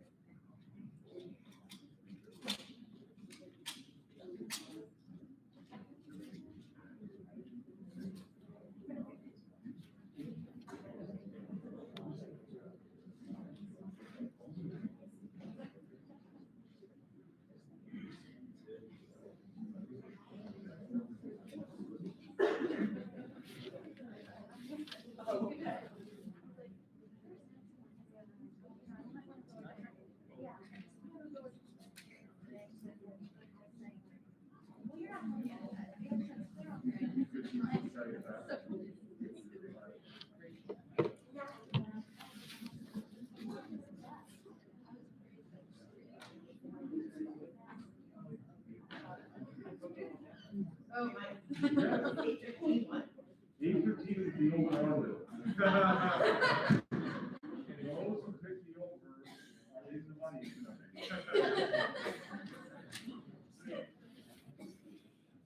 That was my prediction before the meeting started. You failed, Mike. No, that was, I failed as an odd set. That was his, that's. I told you you were wrong. You did, in fairness. Yes, absolutely. How much did you lose on that? No, I take the bets. Okay, I don't. Can you hear me now? It's getting a little late. Glenn Lafferty.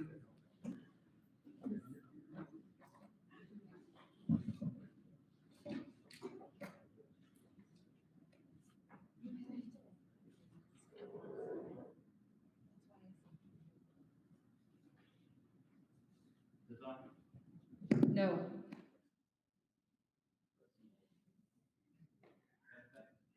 Still no. How about now? There you go. I'll be brief. I would like to thank Ms. Gann here for her carefully considered statement this evening. It cannot be easy to sit there week after week while members of the community make false accusations. I think there's a lesson here for all of us. Instead of assuming the worst about someone using this podium to spread misinformation, let's take the time to talk to one another. There are going to be lots of things that we don't agree on, but we can at least treat one another with respect and kindness. Thank you.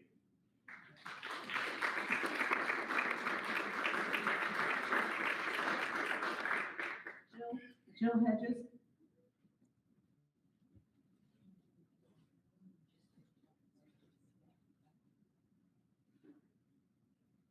Hello again, everybody. Welcome, congratulations to all the new board members, and I want to say my appreciation for your efforts to record and have meetings, because I do work Monday evenings a lot, so I do appreciate that gesture being put forth. My concern is, this tonight is, the last week my kids were on quarantine. We were exposed from another kid who was exposed by a vaccinated kid, just saying. And so my kid's perfectly healthy, home all week, and I was not impressed with how it was done. My 3 children who were healthy and very active were driving everybody, including myself and each other, nuts at home because there were very limited Zooms. My daughter in 8th grade, the first day, had 1 Zoom from her math teacher with the camera off. I don't know about you, but listening to a math lesson would not be very good for me, and I'm pretty good at math. So I don't know if there is, I thought there was a more well laid out plan for kids who were on a forced quarantine to not come into school. So I hope going forward that maybe there would be some more, I don't even know how to word this, I didn't prepare myself, I just wanted to address the fact that I was disappointed. I have a 2nd grader, a 5th grader, and an 8th grader, and it was inconsistent across the board. Zooms here and there. My 2nd grader, his teacher, fantastic, put together papers and stuff that I was able to pick up, books and such. 5th grader, not much, he had a couple Zooms here and there. My 8th grader, it was kind of back and forth, occasional Zooms here and there. So I just hope going forward that kids who have to stay home, that are perfectly healthy, that they actually get a proper education, because I was really kind of disappointed with this week. So that's it, thank you. Pat Giamico.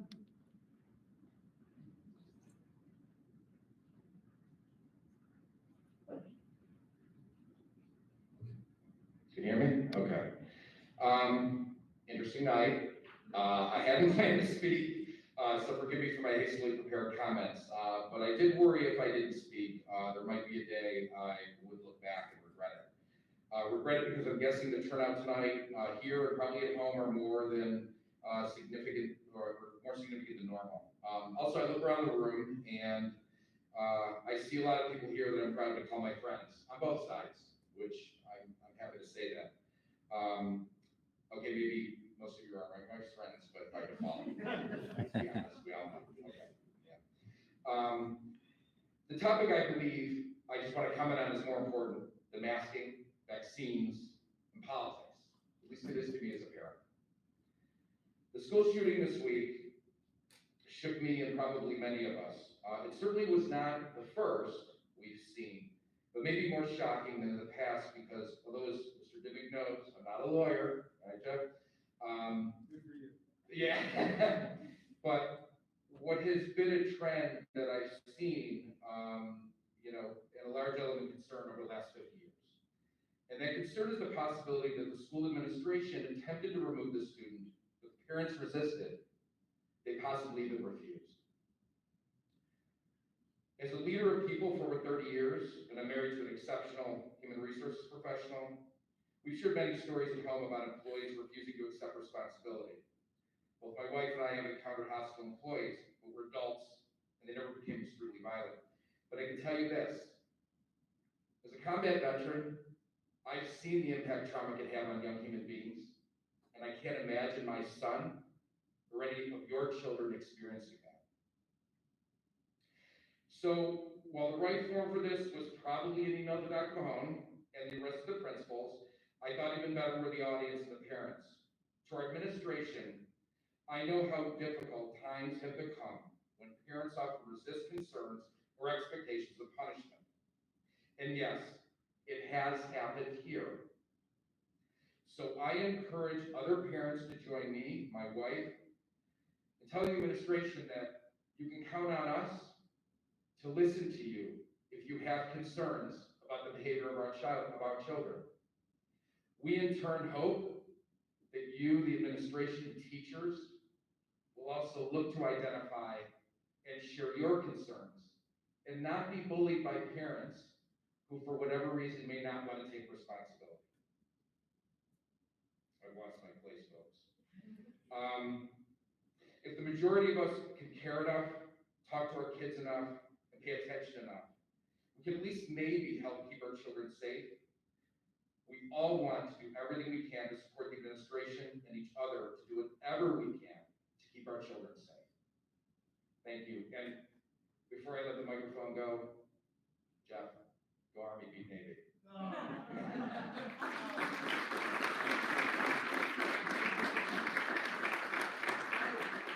There's a website that a resident hosts that has all of the meetings on it. SLSD Transparency. I think that's the scene of that. Thank you. Mr. Durham?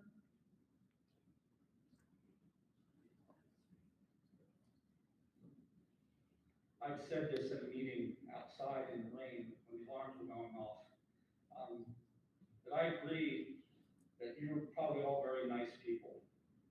And I think I'm a pretty nice person too. But I don't think, if you don't want to be called on things, a wise man told me this, if you don't want to be called on things you do, then don't do dumb things. And Mrs. Gemmer, I have a copy of this Facebook conversation. And I read it in a cursory way before, but I'm going to read what you told a community member. Mr. Durham, please, I ask you, let's move on to, we're reorganizing tonight. That's fine, Mr. Dimick, but I'm speaking on behalf of a community member that I think needs to be heard. And then the board can take whatever action it wants to take.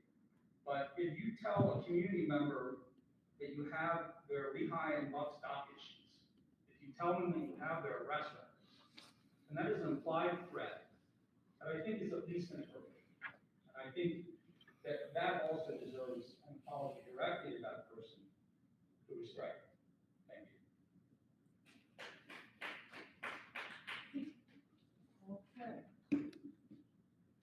So with that, I want to thank everybody for coming out tonight. Marjorie, do you mind, we have an open session now, is that right? There's an open session before closing? Okay.